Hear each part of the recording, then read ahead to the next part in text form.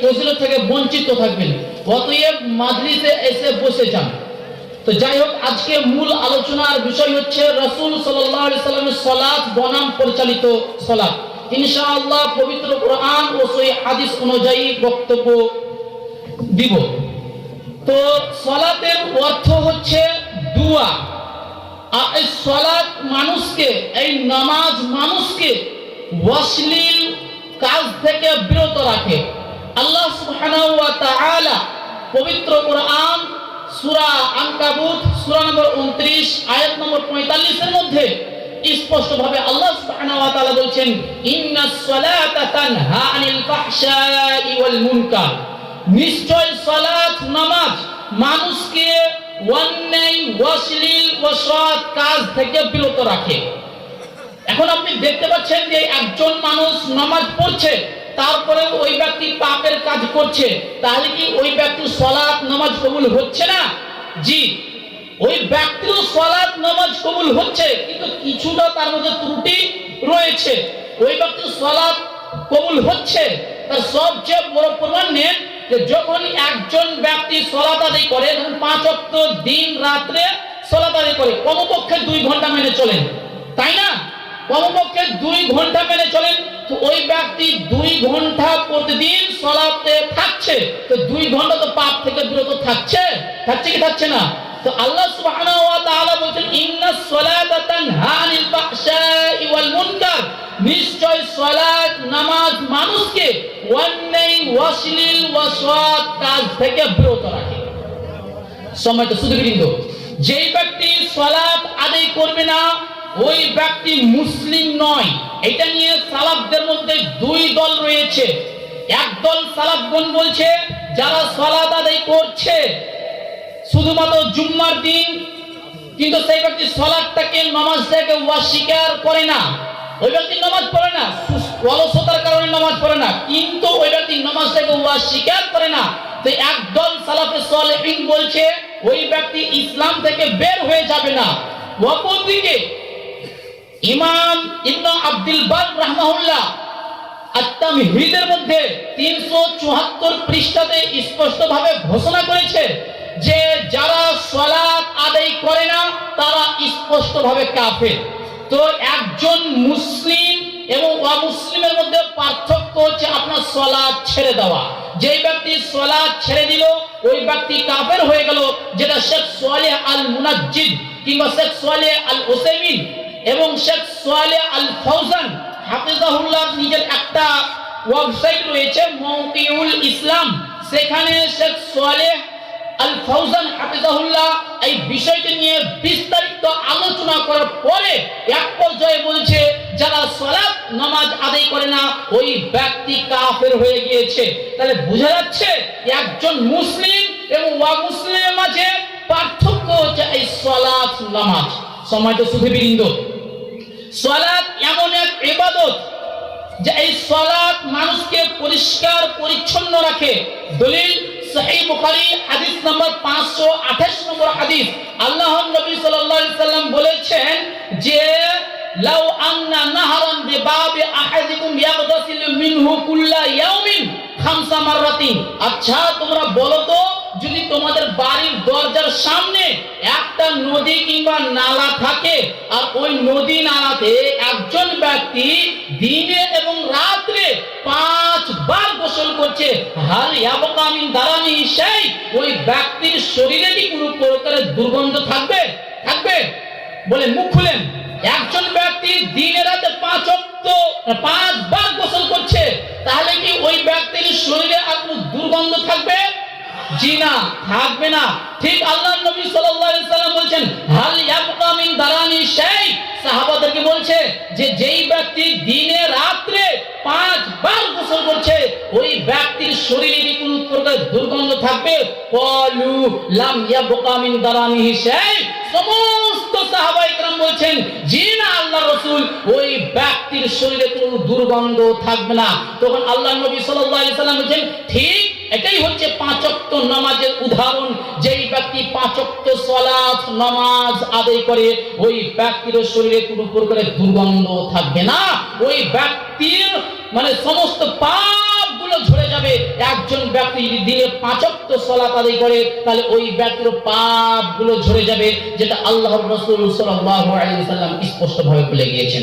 সম্মানিত সুফিবৃন্দ, একজন মানুষ যদি সালাত আদায় না করে, একজন মানুষ যদি নামাজ আদায় না করে, তাহলে ওই ব্যক্তিকে জাহান্নামে যেতে হবে। দলিল আল্লাহ সুবহানাহু ওয়া তাআলা পবিত্র কোরআনুল কারীমের মধ্যে স্পষ্টভাবে উল্লেখ করেছেন, মা সালাকাকুম ফি সাকার। যখন জাহান্নামীদেরকে জিজ্ঞাসা করা হবে তুমি জাহান্নামে আসলে কেন, ক্বালু লাম নাকু মিনাল মুসাল্লিন, তখন সমস্ত জাহান্নামীরা বলবে আল্লাহ আমরা দুনিয়াতে নামাজ পড়তাম না, এই কারণে আমরা জাহান্নামে এসেছি। তাহলে বোঝা যাচ্ছে সালাত নামাজ আদায় না করলে মানুষকে জাহান্নামে যেতে হবে। অতএব প্রত্যেকটা মুসলিমের উচিত যে সালাত আদায় করা। যেই ব্যক্তি নিজেকে মুসলিম দাবি করছে ওই ব্যক্তির উচিত যে ওই ব্যক্তিকে নামাজ আদায় করতে হবে। কেন?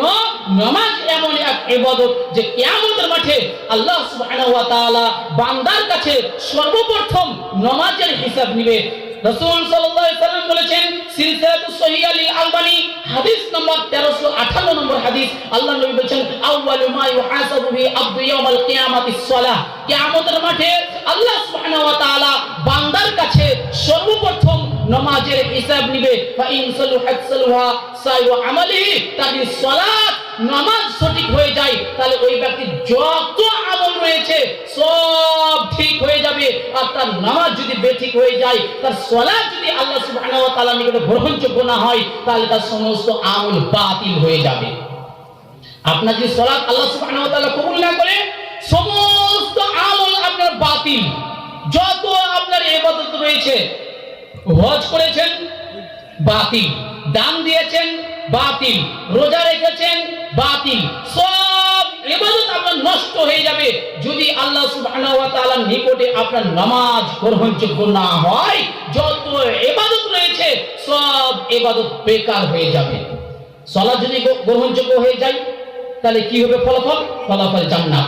দলিল সহিহ বুখারী হাদিস নাম্বার 1397 নম্বর হাদিস, আবু হুরায়রা রাদিয়াল্লাহু তাআলা আনহু বলেন, একজন বিদয়ী ব্যক্তি নবী সাল্লাল্লাহু আলাইহি ওয়াসাল্লামের কাছে এসে বলছেন, আল্লাহর রাসূল দুল্লানি আলা আমালিন ইজা আমিলতু দাখালতুল জান্নাহ। আল্লাহর রাসূল আপনি আমাকে এমন আমলের কথা বলুন যেই আমলটি করলে আমি সরাসরি জান্নাতে প্রবেশ করব। আল্লাহর রাসূল আপনি আমাকে এমন আমলের কথা বলুন যেই আমলটি করলে আমি সরাসরি জান্নাতে প্রবেশ করব। তখন আল্লাহর নবী সাল্লাল্লাহু আলাইহি ওয়াসাল্লাম বলেন, তা'বুদুল্লাহ, তুমি আল্লাহর ইবাদত করবে, লা তুশরিকু বিহি শাইআ, তুমি তার সাথে কোনো কিছুকে শরীক করবে না। এক নম্বর কি বললেন? আল্লাহর ইবাদত করবে। দুই নম্বর তার সাথে কোনো কিছুকে শরীক করবে না। তিন নম্বর নবী করিম সাল্লাল্লাহু আলাইহি ওয়াসাল্লাম বলছেন, ওয়া তুকিমুস সালাতাল মাকতুবা, তুমি ফরজ সালাত কায়েম করবে, তুমি ফরজ নামাজ পড়বে। চার নম্বর নবী করিম সাল্লাল্লাহু আলাইহি ওয়াসাল্লাম বলছেন, তুমি ফরজ যাকাত প্রদান করবে। পাঁচ নম্বর তুমি রমজান মাসের রোজা রাখবে। এই যে এই পাঁচটি কাজ আল্লাহ রাসূল সাল্লাল্লাহু আলাইহি ওয়াসাল্লাম ওই ব্যক্তিকে করতে বললেন, তখন ওই ব্যক্তি বলছেন, ওয়াল্লাযী নাফসি বিয়াদি, কসম সেই সত্তার যার হাতে আমার জান রয়েছে, যার হাতে আমার প্রাণ রয়েছে, লা আযীদু আলা হাজা। সহিহ মুসলিমে হাদিস নম্বর 14 তে আছে যে আমি এর চাইতে কমও করব না, এর চাইতে বেশিও করব না। আপনি যতটুকু বলেছেন আমি ততটুকুই করব। এই পাঁচটি ইবাদতের কথা বলেছেন, আমি এই পাঁচটি ইবাদতই করব, এর বেশিও করব না, এর কমও করব না। ফালাম্মা ওয়াল্লাহ, যখন ওই ব্যক্তি বাড়ি ফিরে যেতে লাগলো, তখন আল্লাহর নবী সাল্লাল্লাহু আলাইহি ওয়াসাল্লাম বলেন, মান সাররাহু আয়ানজুরা ইলা রাজুলিন মিন আহলিল জান্নাহ ফালয়ানজুর ইলা হাজা। হে সঙ্গী সাথী, তোমরা কি জান্নাতি ব্যক্তি দেখতে চাও? তাহলে এই যে দেখে নাও, এই ব্যক্তি হচ্ছে জান্নাতি ব্যক্তি।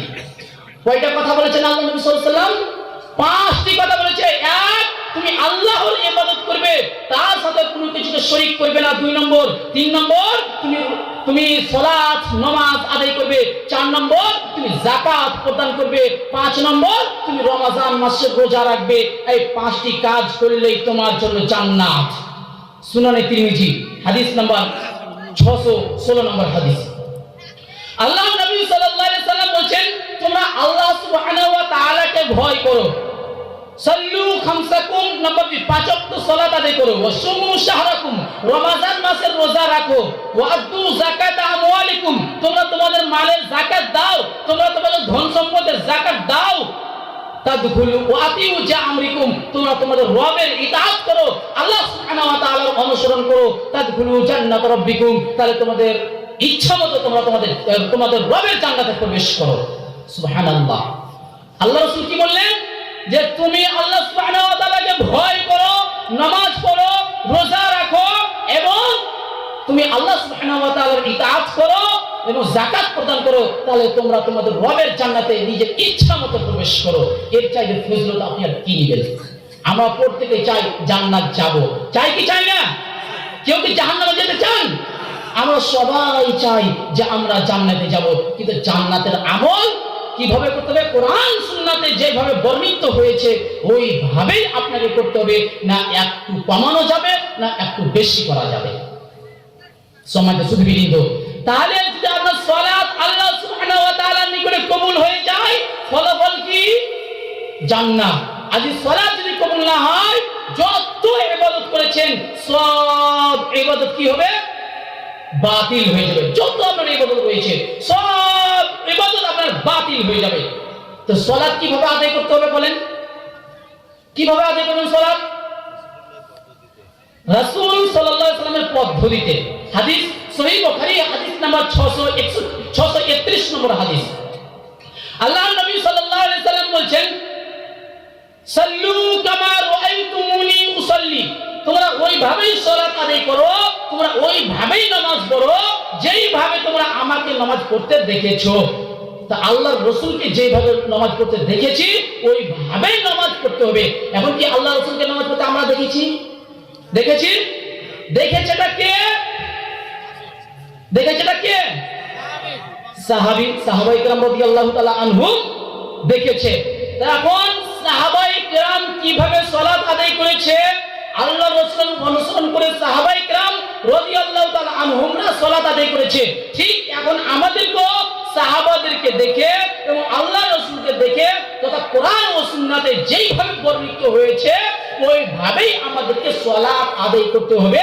এজন্য আল্লাহর নবী সাল্লাল্লাহু আলাইহি ওয়াসাল্লাম বলেছেন, তোমরা ওইভাবেই সালাত আদায় করো, ওইভাবেই নামাজ পড়ো যেইভাবে তোমরা আমাকে নামাজ পড়তে দেখেছো। তো আজকে আমার মূল বিষয় কি? রাসূল সাল্লাল্লাহু আলাইহি ওয়াসাল্লামের সালাত বনাম পরিচালিত সালাত। তো চলুন সালাতটা নিয়ে আলোচনা করি, সালাত কিভাবে আদায় করতে হবে। কেন?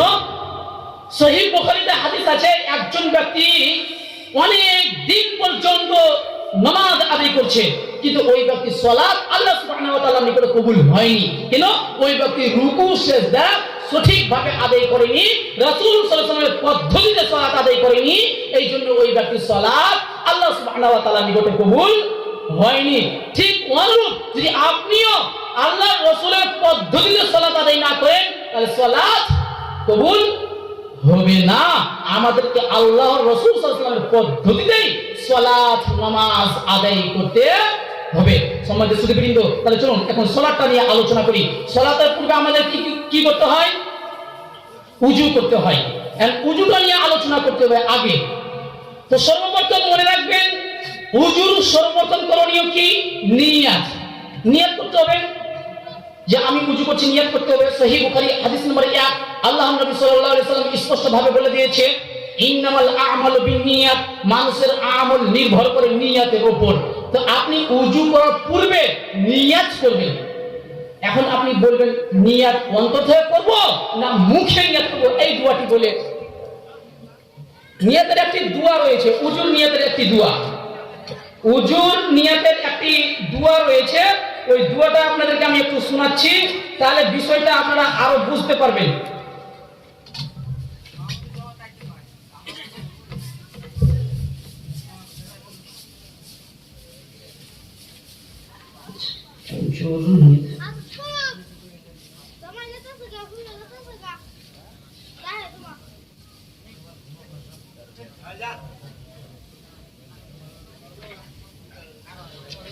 আচ্ছা, ওযুর পূর্বে একটা নিয়াতের দোয়া রয়েছে। এই বইটা দেখতে পাচ্ছেন, পূর্ণাঙ্গ নামাজ শিক্ষা চিত্র নাক বুক ডিপু 6 বোলাই দত্ত স্ট্রিট, কলকাতা 73, কলুটুয়া মসজিদের পিছনে এই বইটি প্রকাশ হয়েছে। সেখান থেকে এটা কোনো আহলুল হাদিসের বই নয়, এটা তাদেরই বই, আমাদের হানাফি ভাইদের বই। বইয়ের 45 পৃষ্ঠাতে একটি দোয়া নিয়ে এসেছে। দেখেন উজুর নিয়াত কিভাবে করবেন, কি দোয়া করবেন। দেখেন নাওয়াইতু আন আতাওয়াজ্জাহা রাফআন লিল হাদাসি ওয়াস্তিবাহাতান লিস-সালাতি ওয়া তাকাররুবান ইলাল্লাহি তাআলা। এই যে এই দোয়াটি বললো, আল্লাহর কসম এই দোয়াটি পৃথিবীর কোনো হাদিসের গ্রন্থে নেই, কোনো হাদিসের গ্রন্থে নেই। সানাদ তো দূরের কথা, অনেক হাদিস যেগুলো জাল তার সানাদ রয়েছে, কিন্তু এই হাদিসের কোনো সানাদই নেই, এই দোয়ার কোনো সানাদই নেই। তো এটা একটা বানাওয়াটি দোয়া।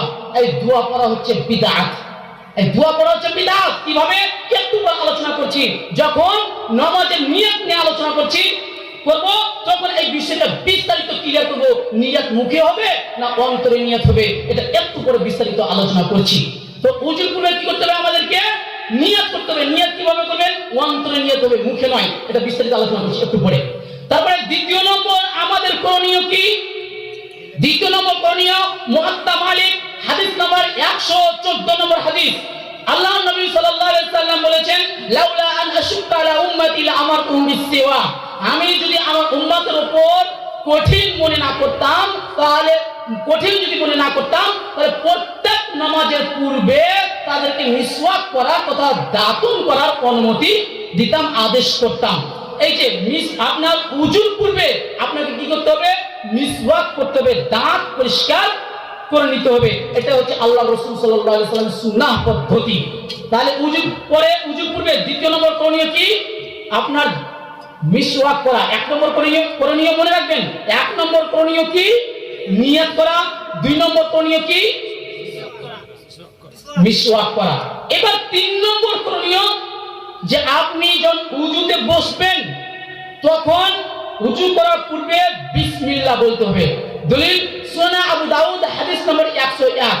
আল্লাহ নবী সাল্লাল্লাহু আলাইহি সাল্লাম বলেছেন, লা সালাতা লিমান লাম উজু আলাহু, ওই ব্যক্তির কোনো নামাজ নেই যে ব্যক্তি উজু করেনি। আর ওই ব্যক্তির কোনো উজু নেই লিমান লাম ইয়াযকুর ইসমাল্লাহি আলাইহি, যে ব্যক্তি উজুর পূর্বে বিসমিল্লাহ বলেনি। তো উজুর পূর্বে আপনাকে বিসমিল্লাহ বলতে হবে, বিসমিল্লাহির রহমানির রহিম নয়। উজুর পূর্বে কি বলবেন, শুধু বিসমিল্লাহ। বিসমিল্লাহির রহমানির রহিম এটা হাদিস দ্বারা প্রমাণিত নয়। তাহলে এখন আপনি বলবেন একটা কথা, যদি বিসমিল্লাহির রহমানির রহিম বলি তাহলে সমস্যা কি? একটা মনে প্রশ্ন জাগে কি জাগে না, যে আমি যদি বিসমিল্লাহির রহমানির রহিম সম্পূর্ণই বলে দিলাম তাহলে অসুবিধা কি রয়েছে? জি, অসুবিধা আছে। দলিল সুনানে তিরমিজি হাদিস নম্বর 2738 নম্বর হাদিস। নাফি রাহমাহুল্লাহ বলেন, আন্না রাজুলান আতাসা ইলা জামব ইবনে উমর রাদিয়াল্লাহু তাআলা আনহু, একজন ব্যক্তি আব্দুল্লাহ ইবনে উমর রাদিয়াল্লাহু তাআলা আনহুর নিকটে হাঁচি দিয়ে বললেন, আলহামদুলিল্লাহ ওয়া সালামু আলা রাসূলিল্লাহ। আলহামদুলিল্লাহ, সমস্ত প্রশংসা আল্লাহ সুবহানাহু ওয়া তাআলার জন্য, ওয়া সালামু আলা রাসূলিল্লাহ, দরুদ সালাম বর্ষিত হোক আল্লাহর রাসূল সাল্লাল্লাহু আলাইহি সাল্লামের উপর। ফাকালা ইবনে উমর, তখন ইবনে উমর রাদিয়াল্লাহু তাআলা আনহু বলছেন, আনা আকুলু, আমিও এই কথা বলি, আলহামদুলিল্লাহ ওয়া সালামু আলা রাসূলিল্লাহ, আমিও এই কথা বলি। লাইসা হাকাজা আল্লামানা রাসূলুল্লাহ সাল্লাল্লাহু আলাইহি ওয়াসাল্লাম, কিন্তু আল্লাহ রাসূল সাল্লাল্লাহু আলাইহি ওয়াসাল্লাম আমাদেরকে এই শিক্ষা দেয়নি যে যখন তোমাদের মধ্যে কেউ হাঁচি দিবে তখন আলহামদুলিল্লাহ ওয়া সালামু আলা রাসূলিল্লাহ বলবে। এই কল, এই দোয়া আল্লাহ রাসূল সাল্লাল্লাহু আলাইহি ওয়াসাল্লাম আমাদেরকে শিখিয়ে দেয়নি।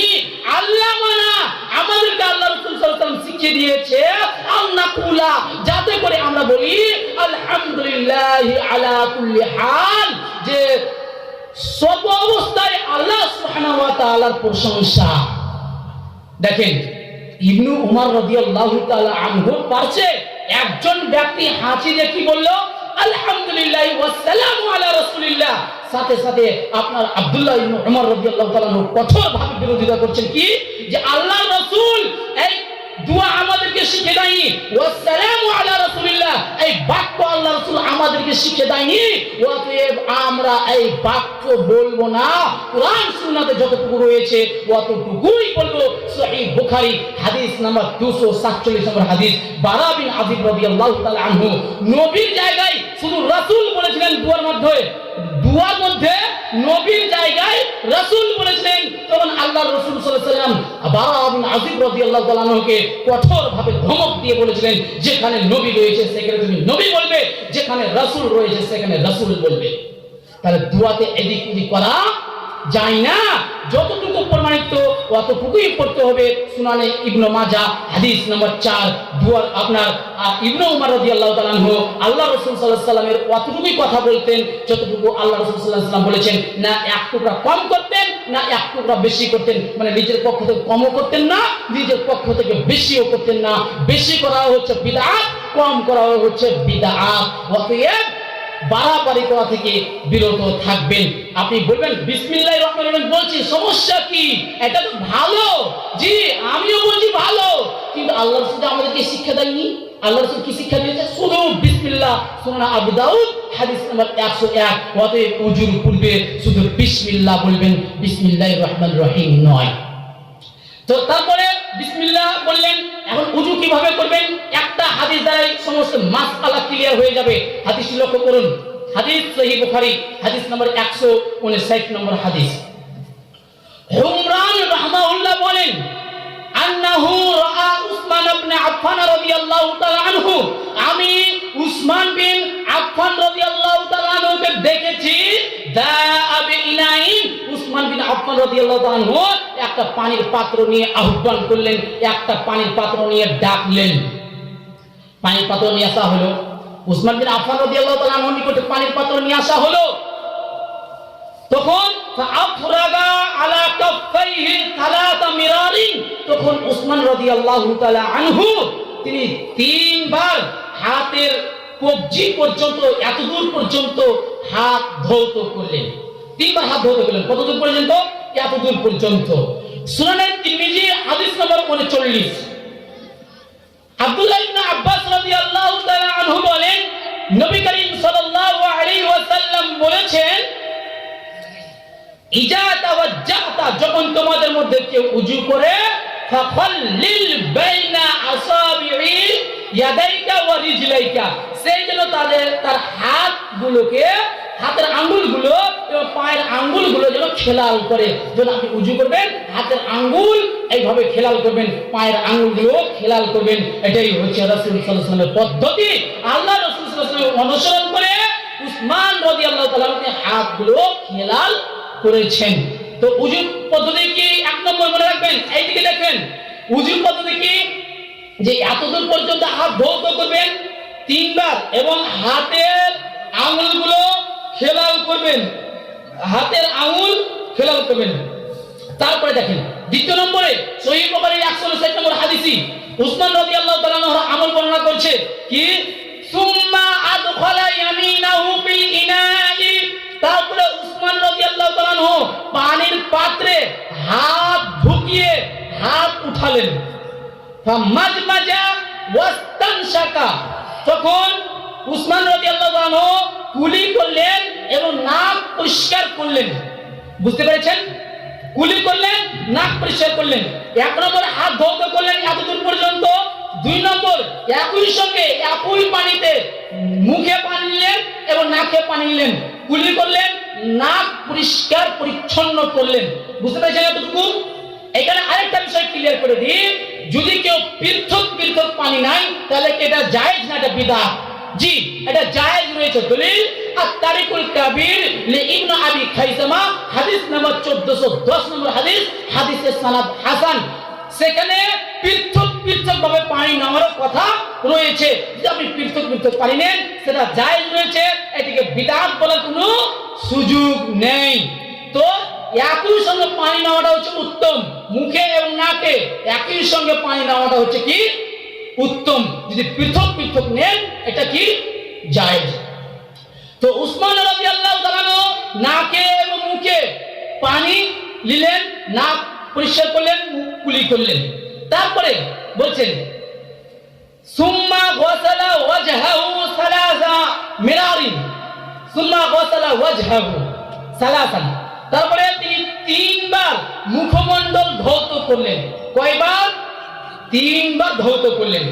এখানে আরেকটা বিষয় ক্লিয়ার করে দিই, যাদের দাড়ি রয়েছে তাদের জন্য রাসূল সাল্লাল্লাহু আলাইহি সাল্লাম বলেছেন, সুনানে তিরমিজি হাদিস নম্বর 31, আল্লাহর নবী সাল্লাল্লাহু আলাইহি সাল্লাম বলেছেন যে আল্লাহ রাসূল সাল্লাল্লাহু আলাইহি সাল্লাম কানা রাসূলুল্লাহ সাল্লাল্লাহু আলাইহি সাল্লাম ইউখাল্লিলু লিহিয়াতাহু, আল্লাহ নবী সাল্লাল্লাহু আলাইহি সাল্লাম তার দাড়িগুলো খেলাল করতেন, এইভাবে খেলাল করতেন।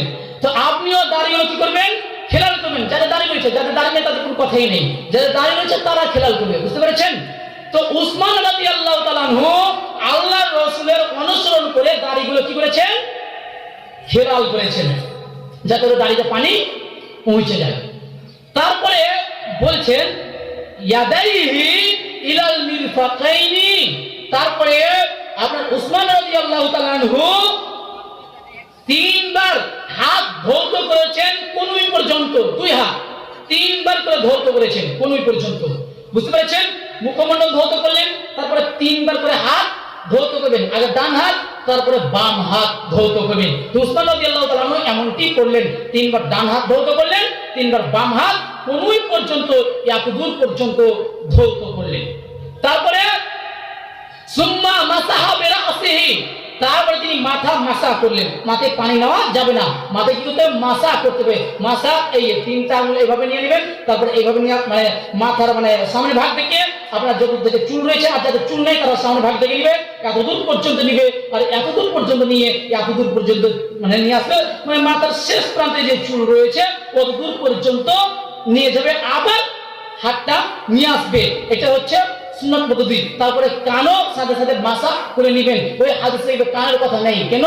কান এবং মাথাকে একই ধরা হয়েছে, ওই জন্য ওখানে কানের কথা নেই। বিষয়টা স্পষ্ট ক্লিয়ার করে দিলাম। তারপরে হচ্ছে আপনার মাথা মাসা করলেন, কান মাসা করলেন। তারপরে পা, উসমান রাদিয়াল্লাহু তাআলা আনহু তিনবার পা ধৌত করেছেন ডাকনু পর্যন্ত। বুঝতে পেরেছেন? ডাকনু পর্যন্ত তিনবার পা কি করেছেন? ধৌত করেছেন। তো আপনিও তিনবার ডাকনু পর্যন্ত পা ধৌত করবেন, পায়ের আঙ্গুলগুলো খেলাল করবেন, যাতে পায়ের আঙ্গুলগুলোতে পানি পৌঁছে যায়। এই হচ্ছে উজুর সুন্নাহ পদ্ধতি। তারপরে উসমান রাদিয়াল্লাহু তাআলা আনহু বলছেন, সুম্মা ক্বালা রাসূলুল্লাহ সাল্লাল্লাহু আলাইহি ওয়াসাল্লাম, আল্লাহ রাসূল সাল্লাল্লাহু আলাইহি ওয়াসাল্লাম বলেছেন যে মান তাওয়াজ্জা নাহওয়া উজুই হাজা, যেই ব্যক্তি আমার মতো উজু করবে। কে বলছে এই কথা? আল্লাহ রাসূল বলছে, যেই ব্যক্তি আমার মতো উজু করবে এবং সুম্মা সাল্লা রাকাতাইনি, তারপরে দুই রাকাত সালাত আদায় করবে আর মনে মনে কোনো কথা না বলবে, গুফিরা লাহু মা তাকদ্দামা মিন জামবি, তাহলে তার অতীতের সব পাপ ক্ষমা। সুবহানাল্লাহ। এটা হচ্ছে উজুর সুন্নাহ পদ্ধতি। এখন উজুর পরে আরেকটা করণীয় কি? দোয়া, তাই না? দোয়া আছে, এবার দোয়া আছে না নেই? দোয়া আছে। তো একটা হাদিস বর্ণিত হয়েছে সুনানে আবু দাউদ হাদিস নাম্বার 170, মুসনাদে আহমদ আর রিসালা হাদিস নাম্বার 121, যে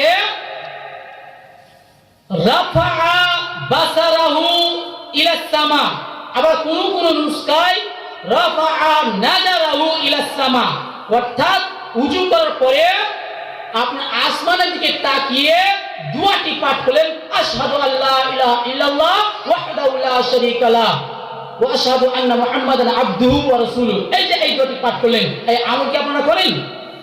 আকাশের দিকে কি তাকান? কে কে তাকান? হাত তুলেন তো।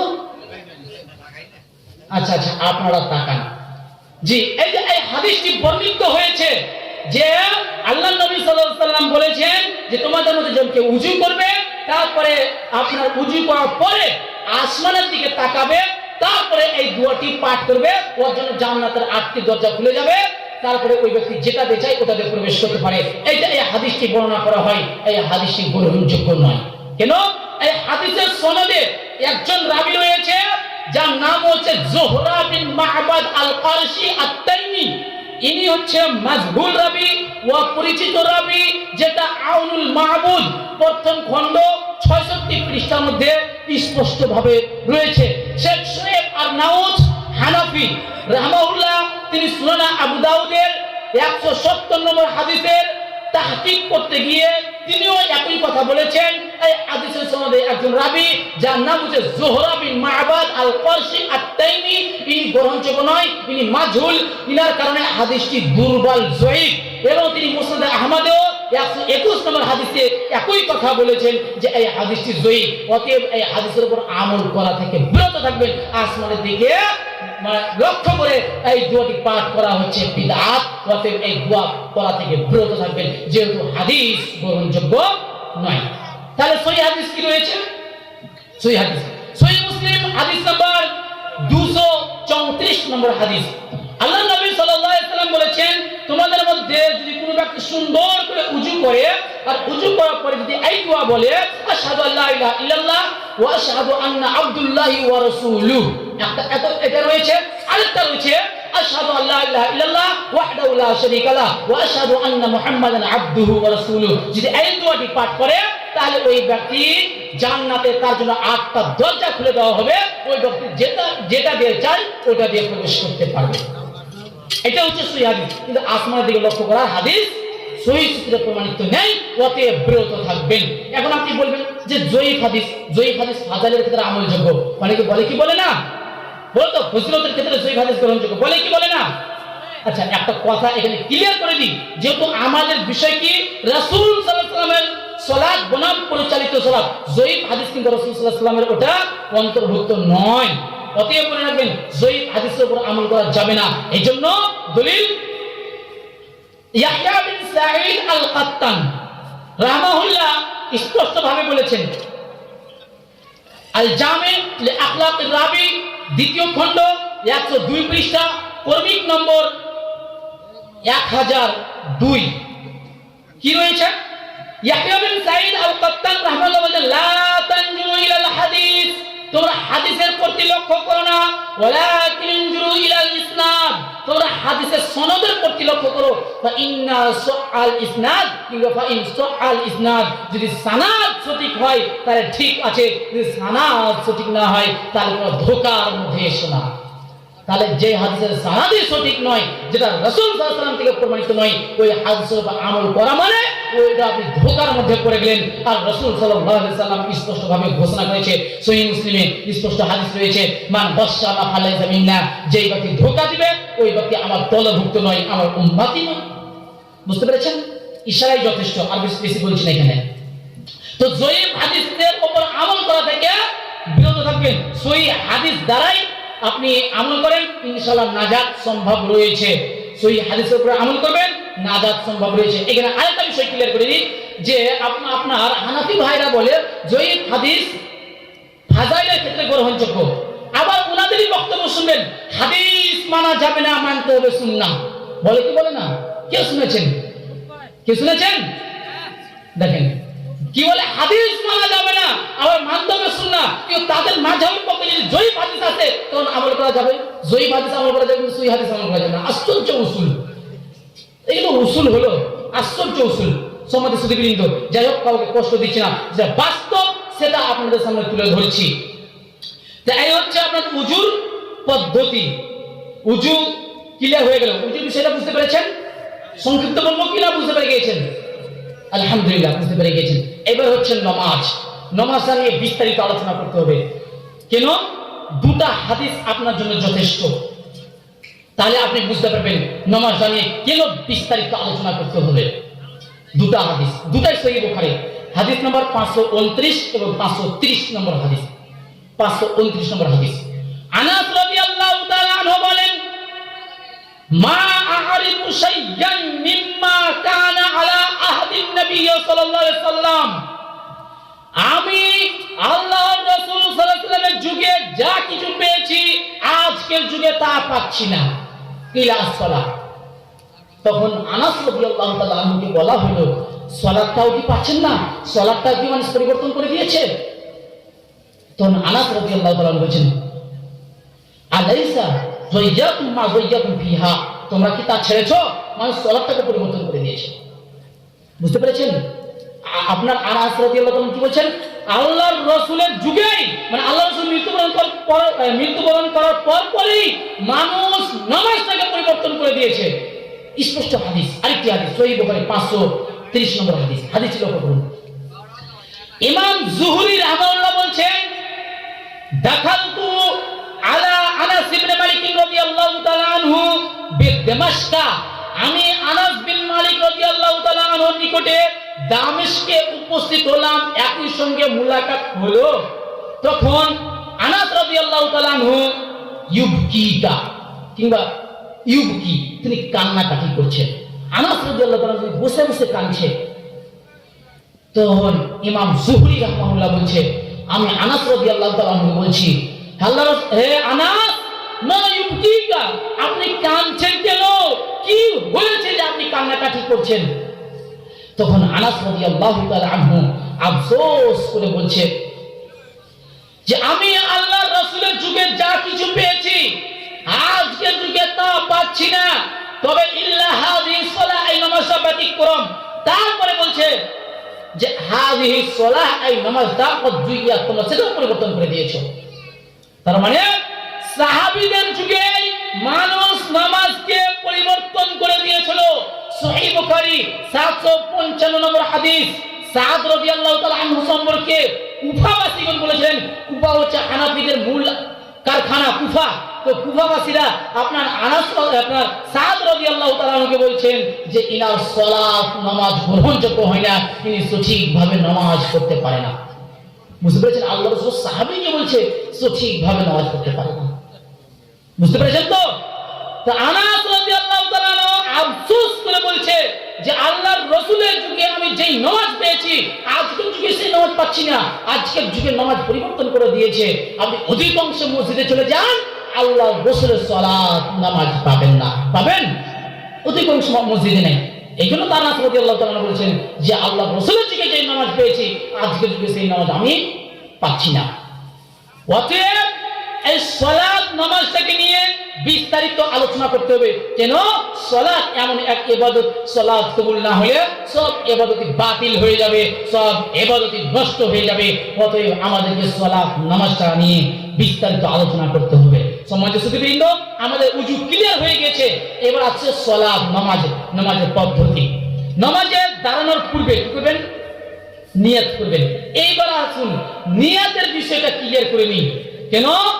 সহিহ বুখারীর হাদিস 1 নম্বর হাদিস, ইন্নামাল আমালু বিনিয়াত, মানুষের আমল নির্ভর করে নিয়তের উপর। তবে নিয়ত কিভাবে করবেন? মুখের মাধ্যমে নিয়ত করবেন না অন্তর থেকে নিয়ত করবেন? কিভাবে নিয়ত করবেন? আমরা তো আহলুল হাদিসরা তো বুক ফুলিয়ে বলে আসছে মুখে নিয়ত করা বিদআত। বলে কি বলে না? হানাফিরা বলে এটা মুস্তাহাব, ভালো। চলুন তাহলে হানাফিদের বই থেকে আলোচনা করা যাক। ফাথুল কাদির, ইমাম ইবনে হুমাম রাহমাহুল্লাহ, ফাথুল কাদির, হানাফিদের নিকটে ইনার মান মর্যাদা অনেক, ইনার পরিচয় করিয়ে দেওয়ার দরকার নেই।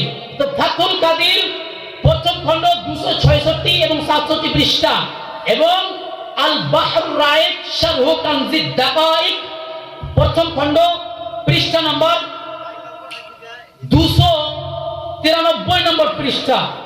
সেখানে ইমাম ইবনে হুমাম এবং ইমাম ইবনে নুজাই উভয় হানাফি, তারা দুইজনেই লিখেছে ক্বালা বা'দুল হুফাজ, কিছু হাফেজগণ, কিছু মুহাদ্দিসগণ স্পষ্ট ভাবে বলেছেন লাম ইয়াসবুত আন রাসূলিল্লাহ সাল্লাল্লাহু আলাইহি সাল্লাম বিতরিকিন সহিহিন ওয়ালা যায়িফিন, নবী করিম সাল্লাল্লাহু আলাইহি সাল্লাম থেকে না সহিহ সূত্রে প্রমাণিত আছে না যায়িফ সূত্রে প্রমাণিত আছে যে মুখের মাধ্যমে নিয়ত করতে হবে। আন্নাহু কানা ইয়াকুলু ইনদাল ইফতিতাহ উসাল্লি কাজা, যে আল্লাহ নবী সাল্লাল্লাহু আলাইহি সাল্লাম যখন নামাজ শুরু করতেন তখন আল্লাহ নবী সাল্লাল্লাহু আলাইহি সাল্লাম এই কথা বলেছেন যে আমি অমুক নামাজের নিয়াত করলাম, অমুক নামাজ পড়ছি। এটা আল্লাহ রাসূল সাল্লাল্লাহু আলাইহি সাল্লাম থেকে কখনোই প্রমাণিত নয়। ওয়ালা আন আহাদিন মিনাস সাহাবাতি ওয়ালা তাবিঈনা, না আল্লাহ রাসূল সাহাবী থেকে প্রমাণিত রয়েছে না তাবিঈ থেকে প্রমাণিত রয়েছে। বালিল মানকুল, বরং আল্লাহ রাসূল সাল্লাল্লাহু আলাইহি সাল্লাম থেকে প্রমাণিত রয়েছে। বালিল মানকুল আন্নাহু কানা সাল্লাল্লাহু আলাইহি সাল্লাম, বরং আল্লাহ রাসূল সাল্লাল্লাহু আলাইহি সাল্লাম থেকে প্রমাণিত রয়েছে যে ইদা কামা ইলাস সালাহ, যখন আল্লাহ নবী সাল্লাল্লাহু আলাইহি সাল্লাম নামাজে দাঁড়াতেন কাব্বারা আল্লাহু আকবার বলতেন, ওয়া হাদিহি বিদআতুন, আর এই মুখে নিয়ত করা হচ্ছে বিদআত। কে বললেন এই কথা? কে লিখলেন? ইমাম ইবনে হুমাম রাহমাহুল্লাহ ফাথুল কাদিরে স্পষ্ট ভাবে লিখে দিয়েছেন। আরেকটা বলেন, ইমাম ইবনে নুজাইম আল বাহরুর রাইক শারহ কানজিদ দাকাইক প্রথম খণ্ড পৃষ্ঠা নম্বর 292 ইমাম ইবনে নুজাইম রাহমাহুল্লাহ বলেন, قد اجمع العلماء সকল উলামাগণের ইজমা আছে, অর্থাৎ সমস্ত উলামাগণ একমত, আন্নাহু লাউ কানা বিকলবিহি, যে নিয়াত আপনার অন্তরে হবে, অন্তরে নিয়াত করতে হবে। এবং তারপর বলেন ওয়া তাকাল্লুমু ওয়ালাম তাকাল্লুম ইয়াজুজ, যদি মানুষ মুখে নিয়াত না করে তাহলে সেটা যথেষ্ট, মুখে যদি নিয়াত না করে সেটা যথেষ্ট। তারপর বলেন ওয়ান নিয়াত বিল কালব, নিয়াত আপনার অন্তরে হবে।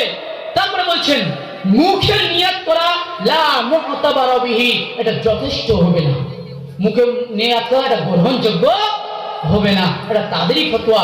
ইমাম ইবনে নুজাইম রাহমাহুল্লাহ আপনার আল বাহরুর রাইক শারহ কানজিদ দাকাইক পৃষ্ঠা নম্বর 292 স্পষ্ট ভাবে লিখে দিয়েছেন যে সকল আলেমগণ সকল উলামাগণ একমত যে নিয়াত আপনার অন্তরে হবে, মুখে নিয়াত করা হবে না। যদি কেউ মুখে নিয়াত না করে তাহলে যথেষ্ট অন্তর নিয়াতি। তো নিয়াত মূলত আপনাকে অন্তরে করতে হবে। নিয়াত একটা আরবি শব্দ, এর এক বছর হচ্ছে নাওয়া, আর নাওয়া মানে হচ্ছে আপনার নাওয়া ওই জিনিসকে বলা হয় যে বীজ, আর বীজ মানুষ বীজ কোথা থেকে ভিতরে থাকে। তো নিয়াত আপনাকে অন্তর থেকে করতে হবে, অন্তর এটা ভিতর, অন্তর থেকে আপনাকে নিয়াত করতে হবে। একটা উদাহরণ দিলে বুঝতে পারবেন। একজন চোর চুরি করে ধরা পড়েছে, পুলিশের হাতে ধরা পড়েছে, পুলিশ তাকে মারছে আর বলছে পুলিশ বল আর চুরি করবো না। তেমন ওই চোর মুখে মুখে বলছে আমি আর চুরি করবো না, কিন্তু চোর মনে মনে বলছে বেটা তুই ছাড় আমাকে, এখনই চুরি করবো। দেখতে পাচ্ছেন, মানে মুখে বলছে আমি চুরি করবো না, কিন্তু অন্তর বলছে চুরি করবো। তারা আপনি কোনটা নিয়াত ধরবেন? এবার মূলত নিয়াত আপনাকে অন্তর থেকে করতে হবে, মুখের নিয়াত এটা গ্রহণযোগ্য নয়, আপনার নিয়াত অন্তর থেকে হবে। বুঝতে পারছেন বিষয়টা? এবার আসুন সালাত, নামাজ, নামাজ কিভাবে শুরু করবেন? নামাজ শুরু করবেন সুনানে ইবনে মাজাহ হাদিস নম্বর 803 নম্বর হাদিস। যখন ইদা কামা ইলা সালাহ, যখন আল্লাহ নবী সাল্লাল্লাহু আলাইহি ওয়াসাল্লাম নামাজ আরম্ভ করতেন, ইস্তাকবালাল কিবলা, কিবলামুখী হয়ে যেতেন, পশ্চিমমুখী হয়ে যেতেন। ওয়া রাফা ইয়াদাইহি, এবং হাত উত্তোলন করতেন, হাত উঠাতেন এবং বলতেন আল্লাহু আকবার, আল্লাহু আকবার বলতেন। এতটুকু ক্লিয়ার হলো? এখানে আরেকটা বিষয় ক্লিয়ার করছি, আরেকটা বিষয় ক্লিয়ার করা খুব জরুরি। এই বইটা আমার হাতে দেখতে পাচ্ছেন, বইটার নাম কি? বেহেশতি জেওয়ার। লেখকের পরিচয় করা দরকার। লেখক কে? আশরাফ আলী থানভী। তো আশরাফ আলী থানভী একটা দোয়া নিয়ে এসেছে। যখন ধরেন আপনি জোহরের নামাজে দাঁড়াবেন তখন কি দোয়া করবেন, আসরের নামাজে দাঁড়াবেন তখন কি দোয়া করবেন। দেখেন আসরের নামাজের নিয়াত, আসরের ফরজের নিয়াত, নাওয়াইতু আন উসাল্লি লিল্লাহি তাআলা আরবা'a রাকাতি সালাতিল আসর ফরজুল্লাহি তাআলা মুতাওয়াজ্জিহান ইলা জিহাতিল কাবাতিশ শরীফা আল্লাহু আকবার। এই যে এই দোয়াটি উল্লেখ করলো, আল্লাহর কসম এই দোয়াটি পৃথিবীর কোনো গ্রন্থে নেই, নিজের ফ্যাক্টরি থেকে তৈরি করেছে, কোনো গ্রন্থে নেই। এটা আরো টাটকা জাল দোয়া, টাটকা জাল দোয়া, কোনো পৃথিবীর গ্রন্থের মধ্যে এই দোয়াটি নেই। সানাদ দূরের কথা, কোনো পৃথিবীর গ্রন্থে নেই। তারা বুঝে যাচ্ছে হানাফিদের নামাজের প্রথমটাই হচ্ছে জাল হাদিস দিয়ে আরম্ভ। বুঝতে পেরেছেন? আবার অনেকে চ্যালেঞ্জ করে বলে হানাফিদের একটা আমল দেখেন যে আপনার হাদিসের বিপরীত, এই দোয়াটি তো জাল হাদিস, না নামাজের শুরুটাই তাদের জাল হাদিস দিয়ে আরম্ভ। বুঝতে পেরেছেন? তো আল্লাহ রাসূল কিভাবে দাঁড়াতেন? সুনানে ইবনে মাজাহ হাদিস নম্বর 803, যখন আল্লাহ নবী দাঁড়াতেন কিবলামুখী হতেন এবং আপনার রফুল ইয়াদাইন করতেন, হাত উঠাতেন, হাত উঠিয়ে আল্লাহু আকবার বলতেন। মানে হাত কোথায় বাঁধতে হবে এটা ছেড়ে দেন। এখন এই বিষয়ে বলছেন, একটু পরে বলছি। এতটুকু বুঝতে পেরেছেন কি? এখন রফুল ইয়াদাইনটা কিভাবে করতে হবে এটা একটা ক্লিয়ার করে দিই। আঙ্গুলগুলো কিভাবে থাকবে? প্রথমে যেহেতু রফল ইয়াদাইন করছেন, হাত উঠাচ্ছেন, কিভাবে থাকবে? সুনানে আবু দাউদ হাদিস নাম্বার 753 নম্বর হাদিস, যে আঙ্গুলগুলো আপনার সোজা থাকবে, একদম খাড়ো খাড়ো, আর আঙ্গুল কি থাকবে? জমা থাকবে, এইভাবে। বুঝতে পেরেছেন? এখন আরেকটা বিষয়, হাত কত দূর পর্যন্ত উঠাবেন, তাই না? কান পর্যন্ত উঠাবেন না কান পর্যন্ত উঠাবেন? সহিহ বুখারী হাদিস নাম্বার 736 নম্বর হাদিস, সেখানে আপনার কান বরাবর উঠানোর কথা আছে, এত দূর পর্যন্ত কান। বুঝতে পেরেছেন? সহিহ মুসলিম হাদিস নাম্বার 391, সেখানে কান বরাবর উঠানোর কথা রয়েছে, ওতে উভয়টি প্রমাণিত। বুঝতে পেরেছেন? উভয়টি প্রমাণিত, আপনি যেটাই আমার কোনো সমস্যা নাই, কিন্তু হাত উঠানোর সময় কান ধরে নিতে হবে, এর প্রমাণে কোনো হাদিস নেই। সহিহ তো দূরের কথা, জয়ীফ নেই, জয়ীফ তো দূরের কথা, কোনো জাল হাদিস নেই যে এবার কান ধরে নিতে হবে। বুঝতে পেরেছেন? কথা ক্লিয়ার? সহিহ বুখারী সহিহ মুসলিমে কি রইল? 736 কান, কান বরাবর। সহিহ মুসলিম আপনার 391 কান বরাবর। বুঝতে পেরেছেন? এবার এত দূর পর্যন্ত হাত উঠাবেন কিংবা এত দূর পর্যন্ত উঠান, দুটোই জায়গা রয়েছে, কারণ হাতটা বাঁধবেন কোথায়, তাই না? এটা নিয়ে চরম বিতর্ক রয়েছে। যেহেতু আজকে আমার আলোচ্য বিষয় হচ্ছে বিতর্কিত বিষয়, এই জন্য এই বিষয়গুলো বিস্তারিত আলোচনা করতে হবে। আপনারা ক্লান্ত হয়ে গেছেন নাকি? বিস্তারিত আলোচনা করবো? যদি বলেন যে বিস্তারিত আলোচনা করেন, বিস্তারিত করবো। যদি বলেন সংক্ষিপ্ত, সংক্ষিপ্ত করবো। যেমন বলবেন, আপনারা যতক্ষণ থাকতে পারবেন। কি বলছেন? বিস্তারিত উভয় পক্ষের দলিল আলোচনা করবো? জি, সংক্ষিপ্ত? আচ্ছা, সংক্ষিপ্ত বলছেন, বিস্তারিত বলেন, বিস্তারিত বলেন, সংক্ষিপ্ত? আচ্ছা আচ্ছা, ঠিক আছে, বিস্তারিত বলছি, যেহেতু সকলে বলছে বিস্তারিত।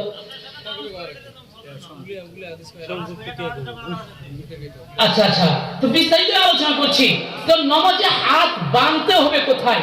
আমি কিছু নিজের পক্ষ থেকে বলবো না, যা বলবো সব হানাফিদের বই থেকে বলবো, আমি নিজের কোনো কথা বলবো না, বই সাথে করেই নিয়ে এসেছি। বুঝতে পেরেছেন তো? এই বইটা হচ্ছে নাসরুদ্দিন চাঁদপুরি হানাফি দেওবন্দি। পরিচয় করার দরকার নেই, সোশ্যাল মিডিয়াতে খুব ভাইরাল ব্যক্তি, অতএব মানে পরিচয় করে দেওয়ার দরকার নেই। দেখতে পাচ্ছেন বইটা? বইটার নাম কি জোরে বলেন তো? হানাফি কেল্লা। এটা হচ্ছে দ্বিতীয় খণ্ড, পৃষ্ঠা নম্বর 18 এবং পৃষ্ঠা নম্বর 19-এ স্পষ্টভাবে লিখেছে। আরেকটা বিষয় ক্লিয়ার করে দিই, বাংলাদেশের একজন মুফতি রেজাউল করিম আবরার বলেছেন, 4 জন ইমাম থেকে বুকের উপরে হাত বাঁধা প্রমাণিত নেই। তো চলুন তাদের বই থেকে দেখি, একটু সার্চ করবেন, সোশ্যাল মিডিয়াতে ভিডিওটা পেয়ে যাবেন রেজাউল করিম আবরারের। তাদের বই, আমাদের কোনো বই নাই। রেজাউল করিম আপনার মুফতি নাসরুদ্দিন চাঁদপুরি হানাফি দেওবন্দি পৃষ্ঠা নম্বর 18-তে লিখছে, উভয় হাত বুকে বাঁধবে। দেখতে পাচ্ছেন, দাগ দেওয়া রয়েছে 1 নম্বর। আপনার 19 নম্বর পৃষ্ঠাতে লিখছে আবার পক্ষান্তরে বুকের উপর হাত বাঁধা শুধু ইমাম শাফিঈ রাহমাহুল্লাহর একটি উক্তি মাত্র। মানে ইমাম শাফিঈ রাহমাহুল্লাহর মত কি বুকের উপর হাত বাঁধতে হবে। এখন তারাই বলে 4 মাযহাব সত্য, বলে কি বলে না? তো 4 মাযহাব যদি সত্য হয়, তো আহলুল হাদিসের মাযহাব এখানে তো ইমাম শাফিঈর সাথে মিলে গিয়েছে, তাহলে আহলুল হাদিসদেরকে আপনি মানে অপবাদ কেন দিচ্ছেন? আহলুল হাদিসদেরকে মসজিদ থেকে বের করে কেন দিচ্ছেন? আপনারাই তো বলে যে 4 মাযহাব সত্য, মানে বুকের উপরে হাত বাঁধাও কি সত্য। তারপরে লিখছে, আবার লিখছে, দেখেন পৃষ্ঠা নম্বর 19-এ লিখছে, হানাফিরা নাভির নিচে হাত বাঁধার প্রবক্তা হলেও বুকে হাত বাঁধা সংক্রান্ত হাদিস সমূহকে একেবারে অস্বীকার করেন না। মানে বুকের উপরে হাত বাঁধার হাদিসকে তারা অস্বীকার করেন না, মানে স্বীকার করেছে হাদিস আছে। যদি হাদিসই না থাকে, তাহলে তার মা বাঁধবে কেন বুকের উপরে হাত? তার বোন কেন বাঁধবে? তার বউ কেন বাঁধবে? তার মানে বুকের উপরে হাত বাঁধার হাদিস আছে, গোপন করার কোনো প্রয়োজন নাই। আজকে গোপন করবেন, দুদিন পর প্রকাশ হয়ে যাবে। যা আল হক, সত্য এসে গেছে, ওয়া জাহাকাল বাতিল, মিথ্যা বিলুপ্ত হয়ে গিয়েছে। সত্য আসবে, মিথ্যা কি হবে? বিলুপ্ত হয়ে যাবে। শুধু একটা হাদিস দিয়ে তারপরে নাভির নিচে হাত বাঁধা নিয়ে আলোচনা করব। সালাতে হাত কোথায় বাঁধবেন একটু আলোচনা করে নিই। আত-তারিকুল কাবির লিল বুখারী হাদিস নাম্বার 2911 নম্বর হাদিস। আলী রাদিয়াল্লাহু তাআলা আনহু আমল বর্ণনা হয়েছে যে আলী রাদিয়াল্লাহু তাআলা আনহু বুকের উপর হাত বাঁধতেন। বুঝতে পেরেছেন?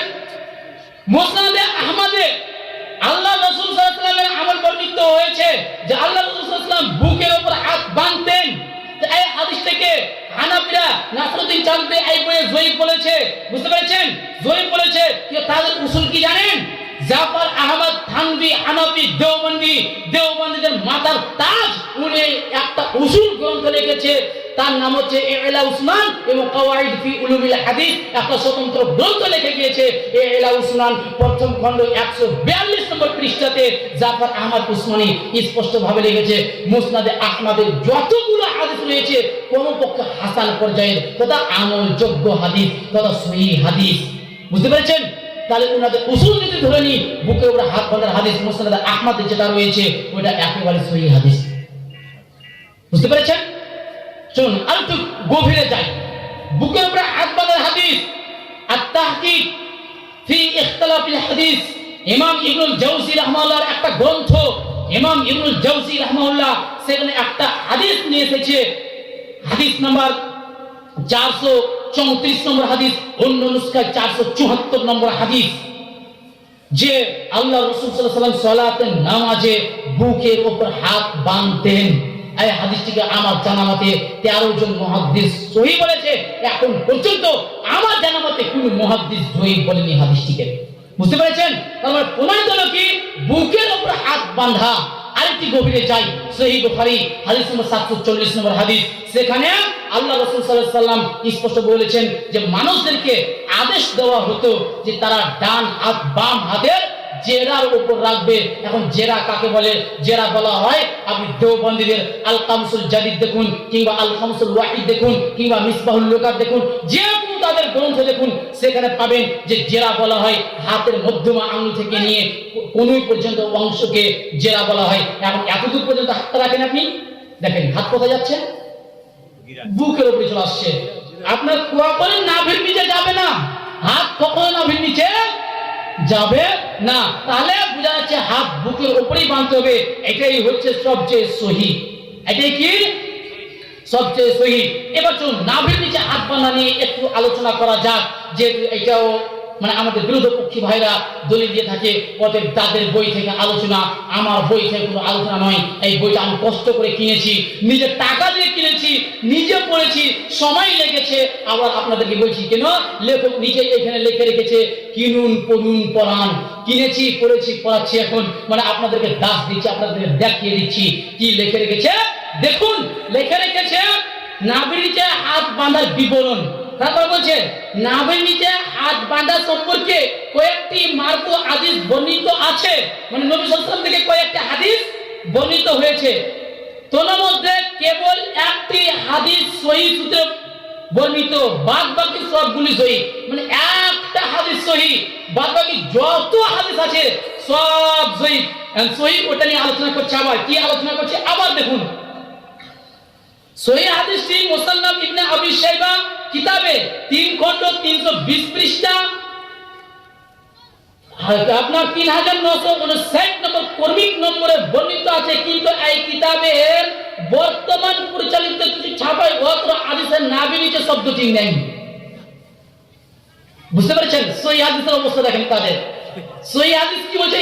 রাসূল সাল্লাল্লাহু আলাইহি ওয়াসাল্লাম থেকে কয়েকটা হাদিস বর্ণিত হয়েছে, সবগুলোই কি জয়ীফ।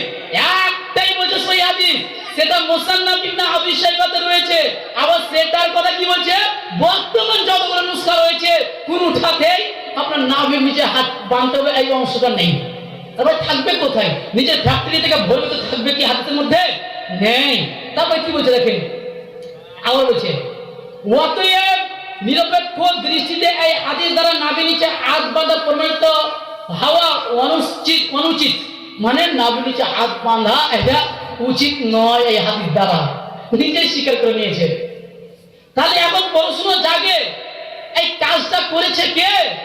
আমাদের দাবি নাভির নিচের অংশটা মূল মুসান্নাফ ইবনে আবি শাইবার নুসখায় নেই, যে নাভির নিচে হাত বাঁধতে হবে এটা মূল নুসখায় নেই, যেটা ইমাম আবু বকর ইবনে আবি শাইবা লিখেছে ওই নুসখাতে নেই। এখন আপনি বলবেন এটা দলিল কি?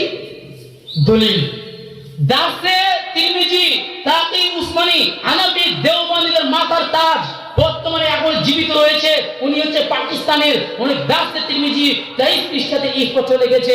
হ্যাঁ, অনেক পান্ডুলিপিতে এই কথাটা পাওয়া যায় না, ওদের এই হাদিস দ্বারা দলিল গ্রহণ করা যাবে না। বুঝতে পেরেছেন? এবার আরেকটা এখানে প্রশ্ন জাগছে, তাহলে মুসান্নাফ ইবনে আবি শাইবাতে এই কাজটা করেছে কে? কে নাভির নিচে অংশটা ঢুকিয়েছে? আমাদের বই থেকে জবাব দেবো না তাদের বই থেকে জবাব দেবো? বলেন। তাদের বই থেকে। আনোয়ার শাহ কাশ্মীরি হাইজুল বারি আলা শারহ সহিহ বুখারী দ্বিতীয় খণ্ড 267 পৃষ্ঠাতে স্পষ্ট ভাবে লিখেছে ইনি হানাফিদের মাথার তাজ, দেওবন্দিদের মাথার তাজ। এখন ইনার কথা তারা চোখ বুঝে মেনে নেই, তো আনোয়ার শাহ কাশ্মীরি আবার ফাইজুল বারিতে স্পষ্ট ভাবে লিখে দিয়েছে এই কাজটা ওই মহান ব্যক্তি করেছে যার নাম হচ্ছে কাসিম বিন কুতলুবুগা। কে করেছে? কাসিম বিন কুতলুবুগা সর্বপ্রথম নাভির নিচে হাত বাঁধতে হবে এই অংশটা ঢুকিয়ে দিয়েছে। এই হাদিসটা নিয়ে আমার 24টা মানে নুসখা থেকে প্রমাণ করেছি, মূল পান্ডুলিপিতে নেই। আপনি ইউটিউবে সার্চ করলে ভিডিওটা পেয়ে যাবেন, শুধু নাভির নিচে হাত বাঁধা জাহাঙ্গীর বাকার যদি লেখেন পেয়ে যাবেন। অতএব আর এই বিষয়ে বিস্তারিত আলোচনা করছি না, যেহেতু লেখক নিজেই স্বীকার করে নিয়েছে যে যতগুলো হাদিস রয়েছে সবগুলোই সহিহ, একটা হাদিস সহিহ। সেই সহিহ হাদিসের অবস্থা দেখেন, সহিহ হাদিসটা যদি এই অবস্থা হয়, বাকিগুলো যত হাদিস রয়েছে সেগুলোর অবস্থা কি আছে একটু অনুধাবন নিজেই করে নেন। তো সালাতে কোথায় হাত বাঁধতে হবে? সহিহ হাদিস দ্বারা প্রমাণিত কি হলো? বুকের উপর। তা আপনি আল্লাহু আকবার, আপনি কি বলেন? সর্বপ্রথম আপনি পশ্চিমমুখী দাঁড়ালেন, ঠিক আছে? পশ্চিমমুখী দাঁড়িয়ে আপনি আল্লাহু আকবার বলে হাত উঠাবেন আগে। আবার অন্য হাদিসে আপনার যদি আল্লাহু আকবার বলে হাত উঠান ওটাও জায়েজ রয়েছে, দুটোই পদ্ধতি রয়েছে, যে আগে হাত উঠান তারপর আল্লাহু আকবার বলেন, এটা ইবনে মাজাহ 68 নম্বর হাদিস অনুযায়ী জায়েজ। আবার সহিহ মুসলিমের হাদিস আছে যে যদি আপনি হাত উঠিয়ে আল্লাহু আকবার বলেন কিংবা আপনি আগে আল্লাহু আকবার বলেন যে হাত উঠান, উভয়টি জায়েজ রয়েছে। কথাটা বুঝতে পেরেছেন? কোনো সমস্যা নেই, উভয় পদ্ধতি সহিহ হাদিস দ্বারা প্রমাণিত। তো আল্লাহু আকবার বলে হাত উঠিয়ে কোথায় বাঁধবেন? বুকের উপর। এইখানে আরেকটা বিষয় ক্লিয়ার করছি, কাতার, তাই না? সাফ বন্দি কাতারটা কেন? এই বিষয়টা একটা বিস্তারিত আলোচনা করতে হবে। তার কারণ জানেন, যখন আজ থেকে নিয়ে মোটামুটি 4-5 বছর আগে ঘটনাটা হচ্ছে, 4-5 বছর আগে আমি যেই মাদ্রাসায় পড়াশোনা করেছি, মাদ্রাসাটা আমাদের ঝাড়খণ্ডের মধ্যে রয়েছে, পাকুড় জেলার মধ্যে রয়েছে, গ্রাম হচ্ছে মোহনপুর, সেখানে মাদ্রাসাটা রয়েছে, সেখানে আমি পড়াশোনা করেছি। সেই মাদ্রাসায় আমাদেরকে দাওয়াত করা হয়েছিল, মানে গ্রামবাসী দাওয়াত করেছিল। গ্রামের পার্শ্ববর্তী একটা গ্রাম রয়েছে, গ্রামটার নাম হচ্ছে তোরাই, সেখানে আমাদেরকে দাওয়াত করেছিল, পুরো মাদ্রাসা দাওয়াত করেছিল। সেখানে আমরা গিয়েছিলাম, সেখানে গিয়ে আমরা সর্বপ্রথম জোহরের সালাত আদায় করতে মসজিদ ঢুকেছি। আমার সাথে আজমান ভাই রয়েছে, ইনি রয়েছে, ইনার একটা ফেসবুক পেজও রয়েছে আজমাল ময়দানপুরি, এখানে লাইভ চলছে, আপনারা ফলো করে দিবেন। তো উনিও আমার সাথে রয়েছে। তো আমরা মসজিদে জোহরের নামাজ পড়তে ঢুকেছি। তো উনি মানে মধ্যখানে একটা হানাফি রয়েছে, যেহেতু মসজিদটা হচ্ছে হানাফি এলাকায় আর হানাফিদেরই মসজিদ। তো উনি হানাফিটার ডান পার্শ্বে লেগেছে, আমি হানাফিটার বাম পার্শ্বে লেগেছি। এখন দুইজনে পা মিলিয়ে দিয়েছি, এখন দুইজনকে কান ধরে বের করে দিয়েছে, মসজিদ থেকে দুইজনকে কান ধরে বের করে দিয়েছে। বুঝতে পেরেছেন তো? মানে পা মিলানোর কারণে আমাদেরকে এতটা শত্রু ভাবে। শুনুন, মূল বিষয়ে যাই, হাদিসের দিকে যাই, পা মিলাতে হবে কি হবে না। সহিহ বুখারী হাদিস নম্বর 725, সেখানে পা মিলানোর কথা রয়েছে, পায়ের সাথে পা, কাঁধের সাথে কাঁধ মিলানোর কথা স্পষ্ট রয়েছে। রেজল করিম আবরারের একটা বই রয়েছে, উনি একজন হানাফি দেওবন্দি, আপনি কিভাবে নামাজ পড়বেন, সেখানেও লেখক স্পষ্ট ভাবে লিখেছে যে পায়ের সাথে পা মিলানোর হাদিস আছে, এটাকে আমরা অস্বীকার করি না। বুঝতে পেরেছেন তো? তাহলে পা মিলাচ্ছে না সেটা আলাদা ব্যাপার, কিন্তু পায়ের সাথে পা মিলানোর হাদিস স্পষ্ট ভাবে রয়েছে। তো আপনি পায়ের সাথে পা মিলালেন, ইমাম সামনে থাকবে, ঠিক আছে, মুক্তাদি থাকবে পিছনে। ইমাম সাহেবের আগে আগে আপনি কোনো কাজ করবেন না, ইমাম সাহেব আল্লাহু আকবার বলবেন, তারপরে আপনারা আল্লাহু আকবার বলে বুকে হাত বেঁধে দিবেন। তারপরে আউযু বিল্লাহি মিনাশ শাইতানির রাজিম পড়বেন, বিসমিল্লাহির রহমানির রহিম পড়বেন। সুনানে নাসাই হাদিস নম্বর 906 আউযু বিল্লাহি বিসমিল্লাহ পড়বেন, ঠিক আছে। তারপরে সূরা ফাতিহা পাঠ করবেন। ইমামের সাথে মুক্তাদিকে সূরা ফাতিহা পাঠ করতে হবে। এখানে বিষয়টা ক্লিয়ার করে দিই। এবার হানাফিরা একটা দলিল দেয়, যেটা সুনানে ইবনে মাজাহ হাদিস নম্বর 850 নম্বর হাদিস, যে ইমামের কিরাতই মুক্তাদির কিরাত বলে, কি বলে না, এই হাদিস দ্বারা দলিল দেয়। এই হাদিসটা কতটুকু সহিহ? জি।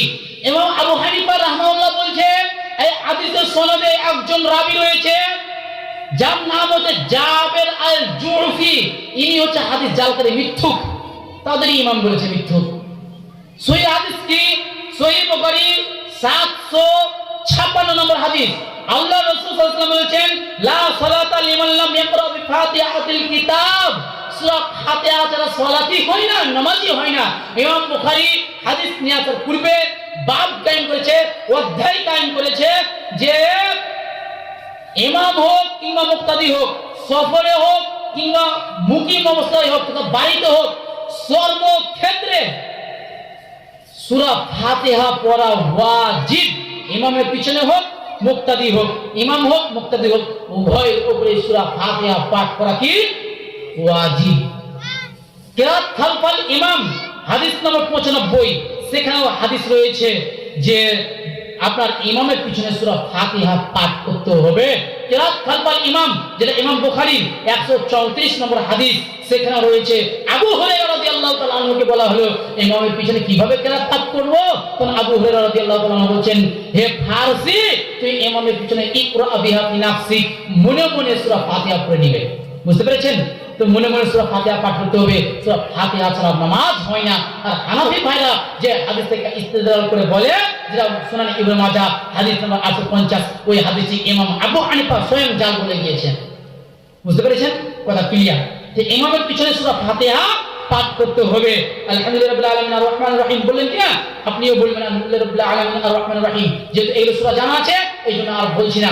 তারপরে ইমাম সাহেব যখন গায়রুল মাগদুবি আলাইহিম ওয়ালাদ দাল্লিন পড়বে, তখন আপনি আমিন বলবেন, ইমামও আমিন বলবে, আপনিও আমিন বলবেন।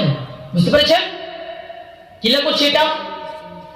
সুনানে তিরমিজি থেকে একটা হাদিস পেশ করা হয় যে আমিন নিম্ন স্বরে হবে, ওই হাদিসটি গ্রহণযোগ্য নয়। সুনানে তিরমিজি হাদিস নম্বর 248 নম্বর যেটা হাদিস রয়েছে, সেখানে সশব্দের কথা রয়েছে, সশব্দে আমিন বলতে হবে। বুঝতে পেরেছেন?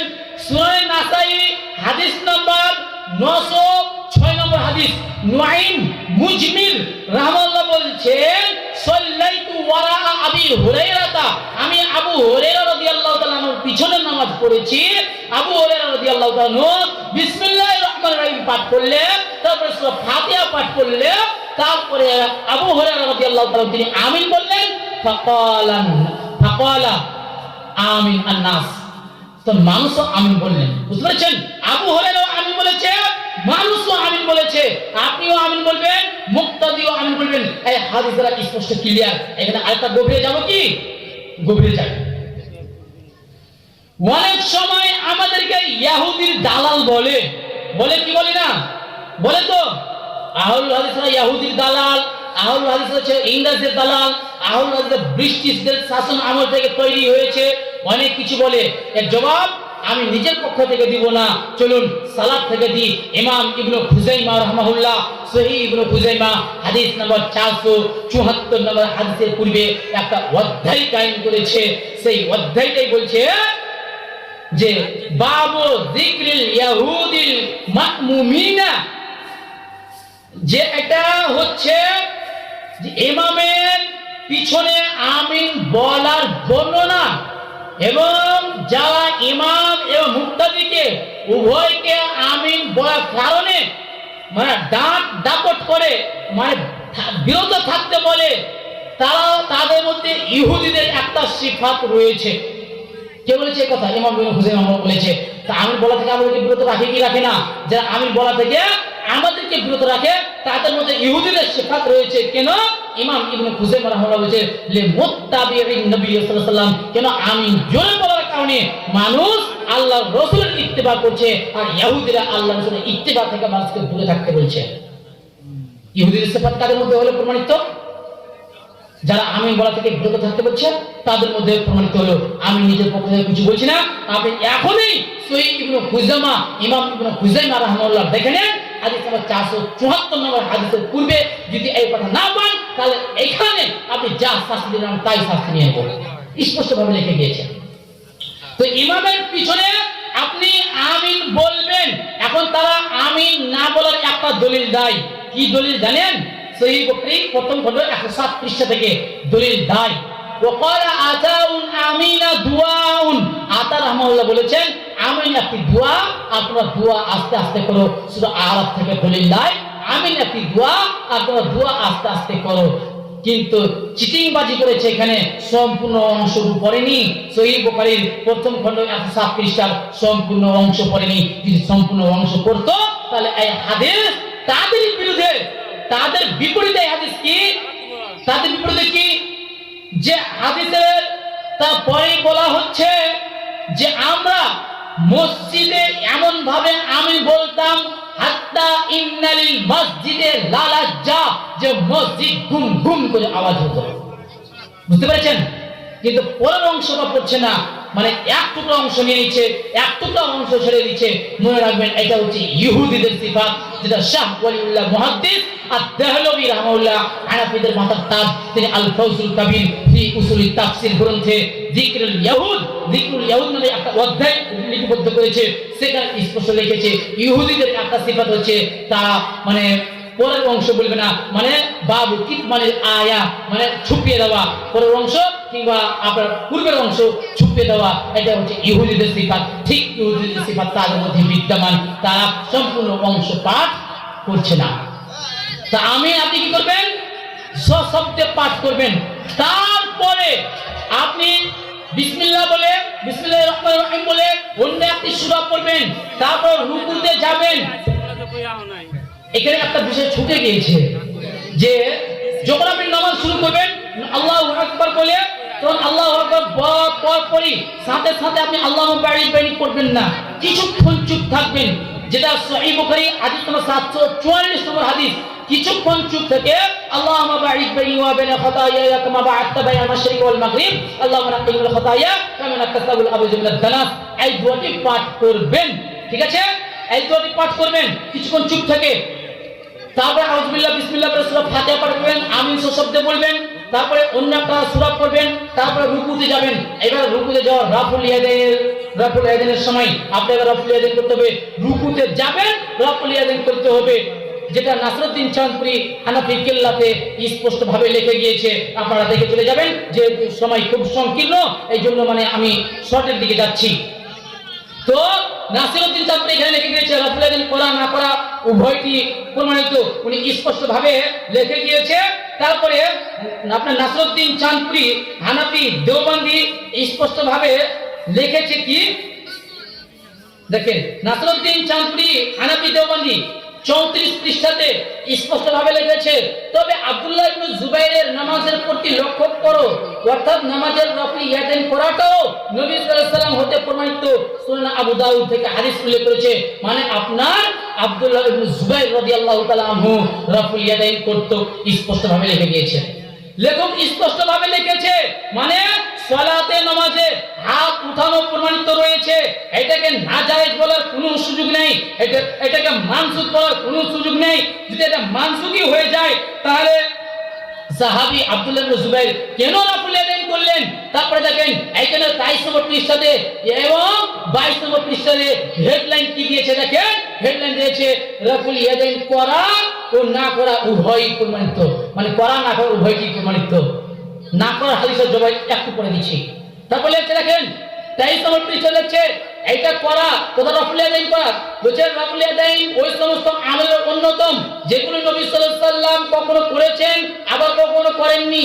এটা করা ও না করা সুন্নাত, আর উভয় পক্ষে সাহাবা তাবিঈন ও তাদের উত্তর অনুসারীগুলোর একটি জামাত আছেন, মানে রাফুল ইয়াদাইন করাকে সুন্নাত বলেছে, তাহলে আহলে হাদিসদেরকে রাফুল ইয়াদাইন করার জন্য মসজিদ থেকে বের করে দেওয়া হচ্ছেটা কেন?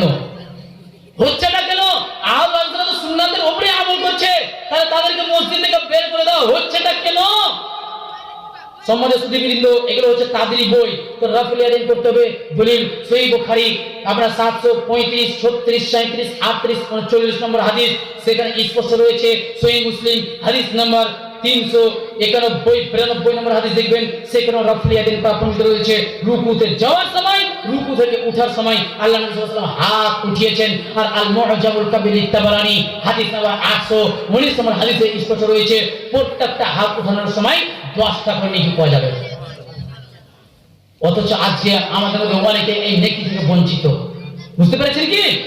রাফুল ইয়াদাইন করার কারণে একবার হাত উঠাচ্ছেন, আপনি 10টা নেকি পাচ্ছেন। আল মুআজামুল কাবির তাবারানী হাদিস নম্বর 819 নম্বর হাদিস, হাদিসের সনদ হাসান, যেটা হাফিজ জুবাইর আলী জাহি রাহমাহুল্লাহ বিস্তারিত তাহকিক করার পরে স্পষ্টভাবে বলেছেন। অতএব রাফুল ইয়াদাইন এটা রাসূল সাল্লাল্লাহু আলাইহি ওয়াসাল্লামের আমল দ্বারা প্রমাণিত রয়েছে। সহিহ বুখারীতে 802 নম্বর হাদিস রয়েছে, রাসূল সাল্লাল্লাহু আলাইহি ওয়াসাল্লাম শেষ আমল বর্ণনা করেছে হাত্তা ফারাকাত দুনিয়া, আল্লাহ নবী সাল্লাল্লাহু আলাইহি ওয়াসাল্লাম রাফুল ইয়াদাইন করতে করতে দুনিয়া থেকে মৃত্যুবরণ করে গিয়েছে। হাত উঠাতে উঠাতেই মৃত্যুবরণ করে গেছে, মানে আল্লাহ রাসূলের শেষ সালাত ছিল কি, শেষ নামাজ ছিল কি? রাফুল ইয়াদাইন করা। এবং না করার হাদিস কোথায় রয়েছে ওটা একটু আলোচনা করছি। রাফুল ইয়াদাইন না করার হাদিস সুনানে তিরমিজি হাদিস নাম্বার 257 নম্বর হাদিস রয়েছে। নবী মাসউদ বলছে, আলা উসাল্লি বিকুম সালাত রাসূলুল্লাহ সাল্লাল্লাহু আলাইহি ওয়াসাল্লাম, আমি কি তোমাদেরকে রাসূল সাল্লাল্লাহু আলাইহি ওয়াসাল্লামের সালাত নামাজের খবর দিব না? আলা উসাল্লি বিকুম সালাত রাসূলুল্লাহ সাল্লাল্লাহু আলাইহি ওয়াসাল্লাম, আমি কি তোমাদেরকে রাসূল সাল্লাল্লাহু আলাইহি ওয়াসাল্লামের সালাত দেখিয়ে দিব না, নামাজ দেখিয়ে দিব না? আল্লাহ রাসূল সাল্লাল্লাহু আলাইহি ওয়াসাল্লাম কিভাবে নামাজ আদায় করতেন? ফালাম ইয়ারফা ইয়াদাইহি ইল্লা ফি আউয়ালি মাররা, আল্লাহ নবী সাল্লাল্লাহু আলাইহি ওয়াসাল্লাম নামাজে শুধু নামাজ শুরু করার সময় আপনার রাফুল ইয়াদাইন করেছে, আর কোথাও রাফুল ইয়াদাইন করেনি। এই যে এই হাদিসটি বলা হয়, এই হাদিসটি গ্রহণযোগ্য নয়। এই হাদিসের মধ্যে কয়েকটা ত্রুটি রয়েছে। এক নম্বর ত্রুটি, হাদিসের সনদে একজন রাবী রয়েছে যার নাম হচ্ছে সুফিয়ান আস-সাউরি। তিনি নিঃসন্দেহে গ্রহণযোগ্য রাবী, কিন্তু উনি এই হাদিসের তাদলিস করেছে। তাদলিস করার কারণে এই হাদিসটি গ্রহণযোগ্য নয়। মনে রাখবেন, মুদাল্লিস রাবী যদি তাদলিস করে তাহলে তার হাদিস গ্রহণযোগ্য নয়। নাসিরউদ্দিন চাঁদপুরের আরেকটি বই রয়েছে হানাফি চাবুক, সেখানে নাসিরউদ্দিন চাঁদপুরি স্পষ্ট উল্লেখ করেছে। আপনার উমদাতুল কারীতে মুল্লা আলী কারি হানাফি উনিও স্পষ্টভাবে আলোচনা করেছেন যে মুদাল্লিস রাবী যদি হাদিস আনা দিয়ে বর্ণনা করে তার হাদিস গ্রহণযোগ্য নয়। দেখুন আল কিফায়া ফি ইলমি রিওয়ায়া আপনার পৃষ্ঠা নম্বর 362 নম্বর পৃষ্ঠাতে, সেখানেও রয়েছে যে মুদাল্লিস রাবী যদি হাদিস আনা দিয়ে বর্ণনা করে তার হাদিস গ্রহণযোগ্য নয়। তাই এখানে সুফিয়ান সাউরি রাহমাহুল্লাহ হাদিস আনা দিয়ে বর্ণনা করেছে, এই হাদিস সালাফদের দৃষ্টিতে গ্রহণযোগ্য নয়। তাছাড়া আপনার ইমাম শাফিঈ রাহমাহুল্লাহ স্পষ্টভাবে এই হাদিসকে বাতিল বলেছে। এই হাদিসটি নবী সাল্লাল্লাহু আলাইহি ওয়াসাল্লাম থেকে প্রমাণিত নয়, স্পষ্টভাবে ঘোষণা করে দিয়েছে। বুঝতে পেরেছেন? তো রাফুল ইয়াদাইন করতে হবে না মর্মে যতগুলো হাদিস রয়েছে, একটাও হাদিস রাসূল সাল্লাল্লাহু আলাইহি ওয়াসাল্লাম থেকে প্রমাণিত নেই। রাফুল ইয়াদাইন করতে হবে, এটাই হচ্ছে রাসূল সাল্লাল্লাহু আলাইহি ওয়াসাল্লামের শেষ সালাত, যেটা সহিহ বুখারীর 802 নম্বর হাদিস দ্বারা স্পষ্টভাবে প্রমাণিত। তো রাফুল ইয়াদাইন করবেন। তারপরে আপনি রুকু থেকে উঠলেন, সামি আল্লাহু লিমান হামদা বলে আপনি রাফুল ইয়াদাইন করলেন। রাফুল ইয়াদাইন করার পরে আপনি হাত নিচে নামিয়ে দিলেন, তারপর বললেন সামি আল্লাহু লিমান হামদা রব্বানা ওয়া লাকাল হামদ হামদান কাসীরান তাইয়িবান মুবারাকান ফি, এই দোয়া পাঠ করলেন। তারপরে আপনি সিজদাতে যাবেন। সিজদাতে করার সময় রাফুল ইয়াদাইন করতে হবে না। মুসনাদে হুমায়দি এবং আপনার সহিহ আবু আওয়ানা দ্বিতীয় খণ্ড 12 পৃষ্ঠার মধ্যে স্পষ্টভাবে রয়েছে রুকুতে যাওয়ার সময়, সিজদাতে যাওয়ার সময় আর আল্লাহ রাসূল সাল্লাল্লাহু আলাইহি ওয়াসাল্লাম রাফুল ইয়াদাইন করতেন না। অতএব সিজদাতে যাওয়ার সময় রাফুল ইয়াদাইন করতে হবে না। রাফুল ইয়াদাইন কখন করতে হবে? আপনি নামাজ শুরু করার সময়, রুকুতে যাওয়ার সময়, রুকু থেকে উঠার সময়, এই তিনটা সময় রাফুল ইয়াদাইন করতে হবে। এবং 2 রাকাত নামাজ পড়ার পর তৃতীয় রাকাতে যখন উঠবেন তখন রাফুল ইয়াদাইন করতে হবে। এইগুলো হচ্ছে রাফুল ইয়াদাইন করার হাদিস সহিহ সনদে স্পষ্টভাবে প্রমাণিত হয়েছে এই কয়েকটা জায়গায়। তো আপনি তারপর সিজদায় যাবেন। সিজদায় যাওয়ার সময় আপনি হাতের আঙ্গুলগুলো জমা করে নেবেন। বুঝতে পেরেছেন? হাতের আঙ্গুলগুলো কি করবেন? জমা করে নেবেন। তারপর সিজদাতে সুবহান রাব্বিয়াল আলা পাঠ করবেন, আর রুকুতে সুবহান রাব্বিয়াল আযীম পাঠ করবেন। বুঝতে পেরেছেন? সেজদাতে 3 বার করে পাঠ করবেন, 5 বার পাঠ করতে পারেন, কোনো সমস্যা নাই। 3 বার পাঠ করা মানে যে হাদিসটি বর্ণিত হয়েছে আপনার তিরমিজির মধ্যে, ওই হাদিসটার মানে ত্রুটি রয়েছে, ওতে আপনি 3 বার পড়েন, 5 বার পড়েন, কোনো সমস্যা নেই। আপনি সেজদাতে এই দুটি পাঠ করবেন, তারপরে উঠবেন, তারপরে আপনি আল্লাহুম্মা গফিরলি ওয়ারহামনি ওয়াহদিনি ওয়াফিনি ওয়ারযুকনি এই দুটি পাঠ করবেন। এই দুটো পাঠ করে আপনি আবার সেজদাতে যাবেন, আবার সেজদাতে যেয়ে আবার 3 বার সুবহানা রাব্বিয়াল আলা বলে আপনি আবার সেজদা থেকে উঠে যাবেন। তারপর এইভাবে আরেক রাকাত পূর্ণ করবেন, মানে 2 রাকাত পূর্ণ করলেন। তারপরে যদি আপনি 2 রাকাতে যদি সালাম ফেরান, তাহলে পাটা আপনাকে বাম পাটা ডান পায়ের ভিতর দিয়ে ভরে দিবেন, মানে এইভাবে আপনি ভরে দিবেন। আর যদি আপনি 4 রাকাত টানা পড়েন, তাহলে আপনি 2 রাকাতে পাটা ভরে দিবেন না, ঠিক আছে? 2 রাকাতে পাটা ভরে দিবেন না, এটাকে বলা হয় তাওয়াররুক। আপনি তো না তাওয়াররুক করতে পাবেন না। 2 রাকাতে যদি আপনি সালাম ফেরান, তাহলে আপনি তাওয়াররুক করতে পাবেন। আর যদি 2 রাকাতে সালাম না ফেরান, যদি 4 রাকাত টানা পড়েন, তাহলে আপনি আর তাওয়াররুক করতে পাবেন না, মানে বাম পাটা ডান পায়ের নিচে আপনি ভরে দিতে পারবেন না। বুঝতে পেরেছেন বিষয়টা? বুঝতে পেরেছেন? বুঝতে পেরেছেন কি? দেখেন আরেকবার বলছি, যদি আপনি 2 রাকাতে যদি সালাম ফিরান, তাহলে এই বাম পাটা ডান পায়ের ভিতর দিয়ে এইভাবে আপনি ভরে দিবেন। আর যদি আপনি 2 রাকাত না পড়ে 4 রাকাত যদি আপনি পড়েন, 2 রাকাতে যখন বসবেন, তখন আপনি বাম পাটা ডান পায়ের ভিতর দিয়ে আপনি আর ভরতে পাবেন না। যখন আপনি মানে সালাম ফিরাবেন যেই সালাতে, মানে 4 রাকাতে যদি সালাম ফিরান, তখন আপনাকে পাটা ভরে দিতে হবে। যদি 2 রাকাতে সালাম ফিরান, তবুও পা ভরে দিতে হবে। 1 রাকাতে যদি ভেতরে যদি সালাম ফিরান, তবুও আপনাকে পাটা ভরে দিতে হবে। সালাম ফেরানোর সময় আপনি পাটা ভরে দিবেন। এখন আপনি 4 রাকাত পড়বেন। এখানে একটা বিষয় ক্লিয়ার করছি, 4 রাকাত আপনি পড়বেন। 2 রাকাত আপনি বসেছেন, আত্তাহিয়াতুল্লাহি ওয়া সালাতু এটা পড়লেন, তারপরে দরুদ শরীফটা পড়বেন কি পড়বেন না, এটা নিয়ে মতভেদ আছে। হানাফিরা বলছে তখন আর দরুদ শরীফ পড়তে হবে না, কিন্তু আহলুল হাদিসরা বলে উভয়ই প্রমাণিত রয়েছে। আপনি দরুদ শরীফ পড়েন তবুও যথেষ্ট, দরুদ শরীফ যদি না পড়েন তবুও চলবে। উত্তম হচ্ছে যে দরুদ শরীফ পড়াটা, আপনি দরুদ শরীফটা পড়ে নেবেন, যেটা সুনান নাসাই থেকে স্পষ্টভাবে প্রমাণিত হয়, এবং আসনান কুবরা লিন নাসাইতেও ইমাম নাসাই রাহমাহুল্লাহ হাদিসগুলো পরস্পর নিয়ে এসেছে। তো আপনি পাটা মানে ভরার সময়, মানে যখন আপনি 2য় রাকাত উঠবেন, তখন মানে 2য় রাকাতে আপনি আত্তাহিয়াতের পরে দরুদ শরীফ পড়তে পারেন, আবার ছাড়তে পারেন, ওটা আপনার উপরে। কিন্তু এখানে কোনো বাধাবাধি নেই, এখানে জোর জবরদস্তি নেই, আপনি পড়েন ছাড়েন উভয়টি প্রমাণিত আছে। আর যদি 4 রাকাত পড়েন কিংবা 2 রাকাত যদি আপনি সালাম ফিরিয়ে দেন, তাহলে কিন্তু আপনাকে দরুদ শরীফ পাঠ করতে হবে। তখন এখানে সালাফগণ বলছে দরুদ শরীফ পাঠ করাটা হচ্ছে ওয়াজিব। যদি আপনি জানার পরেও দরুদ শরীফ পাঠ না করেন, তাহলে নামাজি হবে না। বুঝতে পেরেছেন? অতএব যারা দরুদ শরীফ জানেন না, তারা দরুদ শরীফ অবশ্যই জেনে নেবেন, ঠিক আছে? তারপরে আপনি দোয়া পাঠ করলেন, সবকিছু পাঠ করলেন, তারপরে আপনি সালাম ফিরাবেন। সালাম ফিরানোর সময় আপনি এইদিকে মানে ডান দিকে এইখানে দেখবেন, দেওয়ালের দিকে নয়। বুঝতে পারছেন? এইখানে দেখবেন, ডান দিকে এই কাঁধের দিকে দেখবেন। এই হচ্ছে সালামের সংক্ষিপ্ত পদ্ধতি। তারপর আল্লাহু আকবার বলবেন, আস্তাগফিরুল্লাহ বলবেন। এখানেও কিছুটা মতনক্য আছে, কেউ কেউ বলেছে আল্লাহু আকবার বলবো না আস্তাগফিরুল্লাহ বলবো। জি, আল্লাহু আকবার বলবেন, এটাই হচ্ছে সবচেয়ে উত্তম। যদি আস্তাগফিরুল্লাহ বলেন শুধু, এটাও জায়েজ, কিন্তু আল্লাহু আকবার বলে আস্তাগফিরুল্লাহ বলা, এটা হচ্ছে সবচেয়ে উত্তম। বুঝতে পেরেছেন? এখানে আবার আরেকটা বিষয় ক্লিয়ার করে আমি আমার বক্তব্য ইতি করে নিব, যেহেতু সময় অনেকক্ষণ হয়ে গেল, প্রশ্ন উত্তর পর্ব আছে সম্ভবত। তো একটা বিষয় কি, ইমাম মুক্তাদি উভয়ই সালাতে দাঁড়িয়েছে, এই বিষয়টা বোঝার চেষ্টা করবেন। ইমাম মুক্তাদি উভয়ই সালাতে নামাজে দাঁড়িয়েছে, ইমাম সাহেব সামনে আছে, মুক্তাদি তার পিছনে পুরো কাতার ভরে গিয়েছে। পুরো কাতার কি হয়েছে? ভরে গিয়েছে। এখন পিছন দিক থেকে একজন এসেছে, ঠিক আছে? এখন ওই ব্যক্তি কোথায় দাঁড়াবে? ওই ব্যক্তি যদি কাতারের পিছনে একাই দাঁড়ায়, তাহলে ওই ব্যক্তির সালাত হবে না। সুনান ইবনে মাজাহ হাদিস নাম্বার আপনার 1003-4 নম্বর হাদিস। যদি আপনি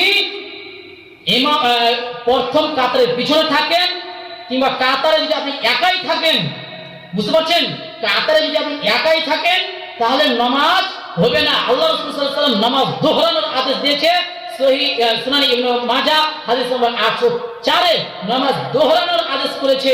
যদি কেউ মানে কাতারে একাকী দাঁড়িয়ে থাকে, মানে প্রথম কাতার পরিপূর্ণ হয়ে গেছে, পিছনের কাতারে যদি একাই দাঁড়িয়ে থাকে, তাহলে ওই ব্যক্তি নামাজ শেষে নামাজটা আবার পুনরায় পড়ে নিবে, মানে ওই নামাজ গ্রহণযোগ্য হবে না। হ্যাঁ, আপনি নামাজে দাঁড়িয়েছেন, পিছন দিক থেকে যদি কেউ এসেছে, তাহলে নামাজ আবার হয়ে যাবে। মানে একাই যদি থাকেন নামাজ হবে না। বিষয়টা কি বুঝতে পেরেছেন? এবার বুঝতে পারেননি? এখন বুঝতে পারেননি? আচ্ছা, আপনি বুঝতে পারেননি? দেখেন, এটা হচ্ছে ইমাম, এই দুটো হচ্ছে মুক্তাদি। প্রথম কাতারে ইমাম যেহেতু উনি একাই থাকবেন, দ্বিতীয় কাতারে দুটো মুক্তাদি আছে। এখন মসজিদ হচ্ছে খুব ছোট, মানে বোঝানোর জন্য বলছি, এখন দুটা মুসাল্লিতে পুরো মসজিদ ভরে গিয়েছে, মানে প্রথম কাতার ভরে গিয়েছে, বাচ্চার একটা কাতার পিছনে। আপনি পিছন দিক থেকে এসেছেন, এখন আপনি এসে পিছনে মানে এই আঙুলটা আপনি লেগে গেছেন, এটা একটা পিছনে কাতার, আপনি একাই লেগে গিয়েছেন, কেউ আসেনি, আর আপনি একাই করে নিলেন, আর একটা কাতার সামনে পূরণ হয়ে গেছে, আপনি পিছনে একাই করে নিলেন, তো আল্লাহ নবী বলছে ওই নামাজ হবে না, ওটা আপনাকে পুনরায় দোহরাতে হবে। এবার বুঝতে পেরেছেন? বুঝতে পেরে নিয়েছেন? এখন দেখতে পাচ্ছেন যে আমি পূর্বের কাতারে দাঁড়িয়ে গিয়েছে, মানে পরিপূর্ণ হয়ে গেছে, ফুল হয়ে গেছে, কিন্তু পিছনে আমি একাই নামাজ, আমি একাই এসেছি, কিন্তু কেউ আর আসার সম্ভাবনাও নেই। তখন আপনি কি করবেন? যে সামনে থেকে একজনকে টেনে নেন, সেটাও জায়েজ রয়েছে। দলিল ওই যে ওই হাদিসটা, আল্লাহ রাসূল সাল্লাল্লাহু আলাইহি ওয়াসাল্লাম নামাজ পড়াচ্ছে, একজন সাহাবী এসে বাম পাশে লেগে গিয়েছে, তখন আল্লাহ নবী সাল্লাল্লাহু আলাইহি ওয়াসাল্লাম টেনে ডান পাশে করে দিলেন। বুঝতে পেরেছেন? নামাজ অবস্থায় তাকে টেনে ডান পাশে করলেন। এই হাদিস অনুযায়ী সালাফগণ স্পষ্টভাবে ইস্তেদলাল করেছে, যে সালাফদের ইজমাও আছে যে যদি মানে পরিপূর্ণ কাতার হয়ে যায়, যদি মধ্যখানে একজনকে টেনে নেয়, কেউ কাতারের যে কোনো জায়গা থেকে একজনকে টেনে নেয়, কোনো সমস্যা নেই, সেটা জায়েজ রয়েছে, কিন্তু কাতারের পিছনে একাকী ব্যক্তির নামাজ হবে না। এবার বুঝতে পেরেছেন? এই ছিল আমাদের আজকের মূল বিষয়। আল্লাহ সুবহানাহু ওয়া তাআলার নিকটে দোয়া করি, হে আল্লাহ, তুমি আমাদের প্রত্যেককেই রাসূল সাল্লাল্লাহু আলাইহি ওয়াসাল্লামের পদ্ধতিতে সালাত নামাজ আদায় করার তৌফিক দান করুন। সকলে বলুন আমিন। আচ্ছা, আপনারা কি প্রশ্নোত্তর পর্বে যাবেন, না আমার অন্য হুজুর আছে, আমরা কি করব বলেন? কথা বলে বলে আছে তো প্রশ্ন করবে, যে প্রশ্ন নাই নাকি ছেড়ে দেব? প্রশ্ন করার লোক যদি নাই, তাহলে তো আসসালামু আলাইকুম। আসসালামু আলাইকুম। প্রশ্নটা হচ্ছে, যেহেতু রাফুল ইয়াদান একটা খুবই গুরুত্বপূর্ণ আমল, সুন্নাত, তো আমরা যখন মানে জামাতে গিয়ে পরে যোগ দেই, 4 রাকাত নামাজ মনে করুন, তো দ্বিতীয় রাকাতে যে তাশাহুদে বসি, ওখান থেকে ওঠার সময় তো আমরা রাফুল ইয়াদান করবই, দ্বিতীয় রাকাতে যেহেতু আছে।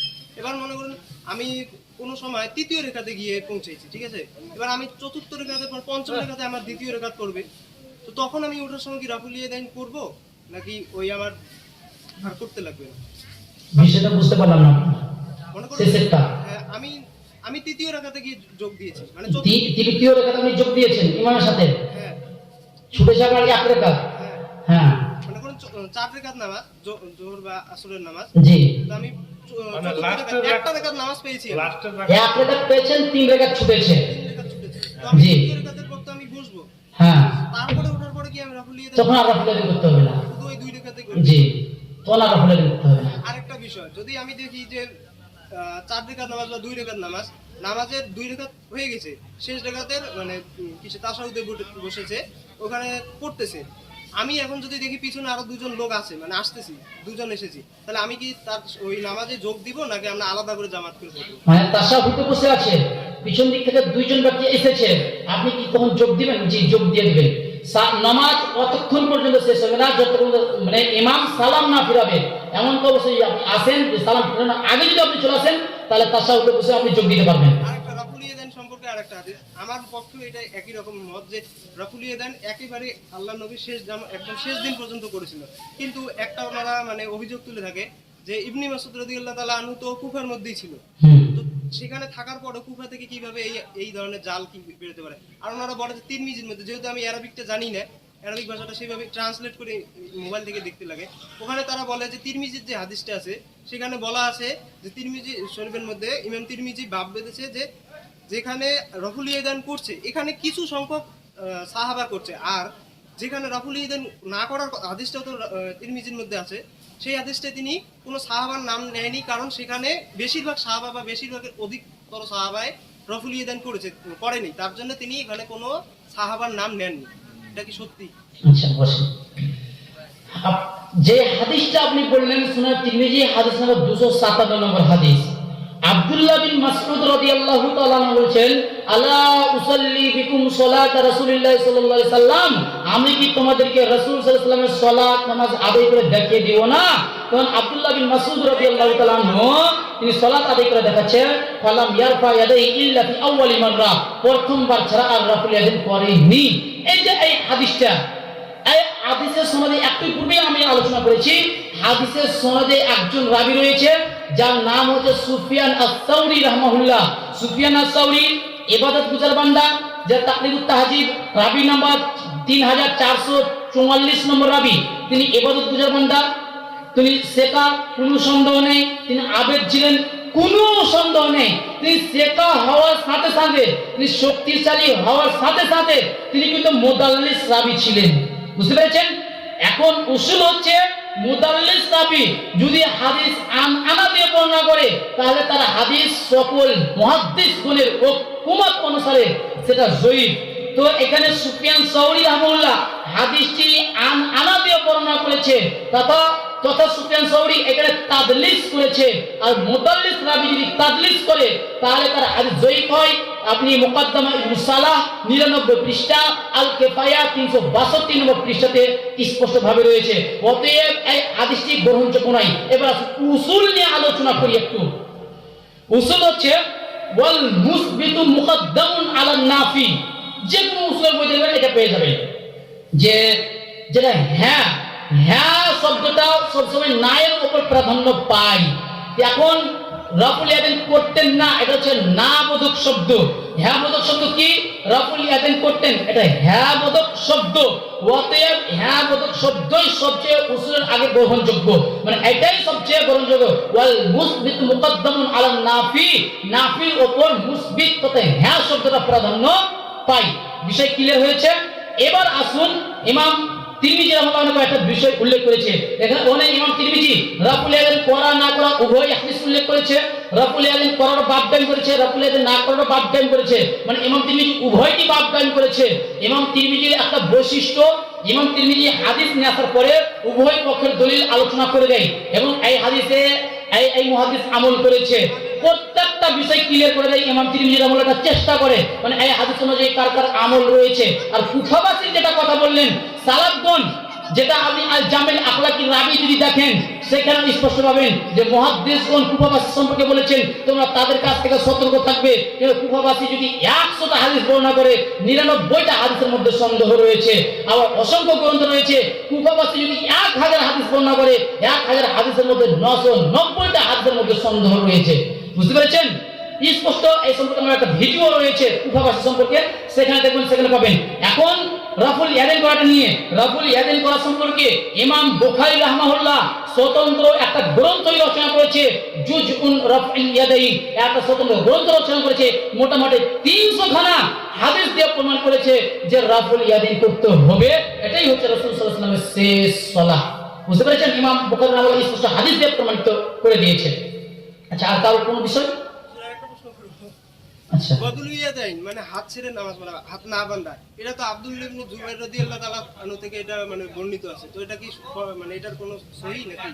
হাত ছেড়ে নামাজ পড়া দেখেন মালিকি মাযহাবে রয়েছে, কোন সাহাবী থেকে প্রমাণিত নেই, 1 নম্বর। 2 নম্বর, ইমাম মালিক থেকে তার কিছু ছাত্র আল মুদাওয়ানা, যেটা ইমাম মালিক থেকে মানে রয়েছে, মানে ইমাম মালিকের ছাত্র লিখেছে আল মুদাওয়ানাতে ইমাম মালিকের একটা কল নকল করেছে যে ইমাম মালিকের একটা মতামত হচ্ছে নামাজে হাত ছেড়ে দেওয়া।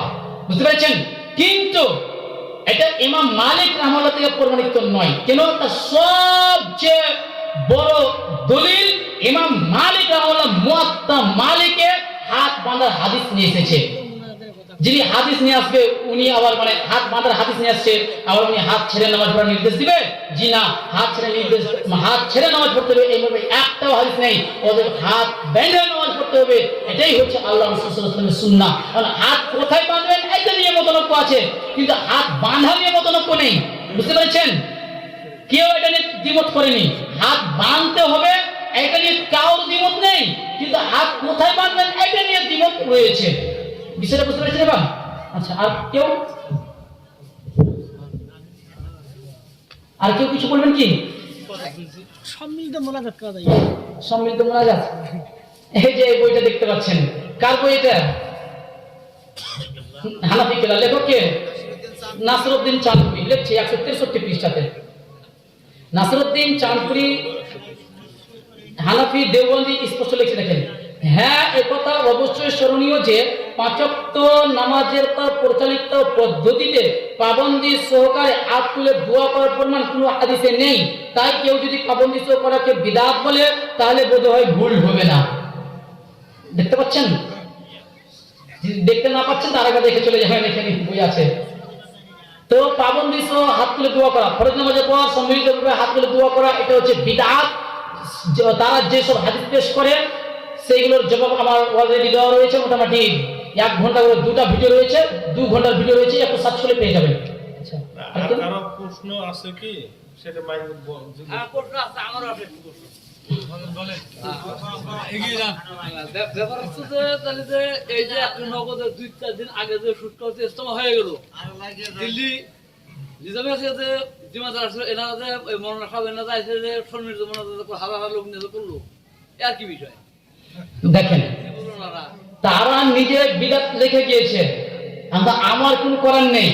তারা বিদআত লিখেছে। আল ফাইজুল কালাম, এটা হচ্ছে হাটহাজারী মাদ্রাসা, বাংলাদেশের সব থেকে বড় মাদ্রাসা এখন। উনি ফাইজুল কালামে আপনার ফাইজুল্লাহ সাহেব স্পষ্টভাবে লিখেছে এটা বিদআত। তারপরে আপনার ইমাম ইবনে তাইমিয়া রাহিমাহুল্লাহ মাজমুউল ফাতাওয়া 20 খণ্ড 495 পৃষ্ঠাতে স্পষ্ট লিখেছে। ইমাম ইবনুল কাইয়্যিম আল জাওজি রাহিমাহুল্লাহ জাদুল মাদ 419 পৃষ্ঠাতে তিনিও স্পষ্টভাবে লিখেছে।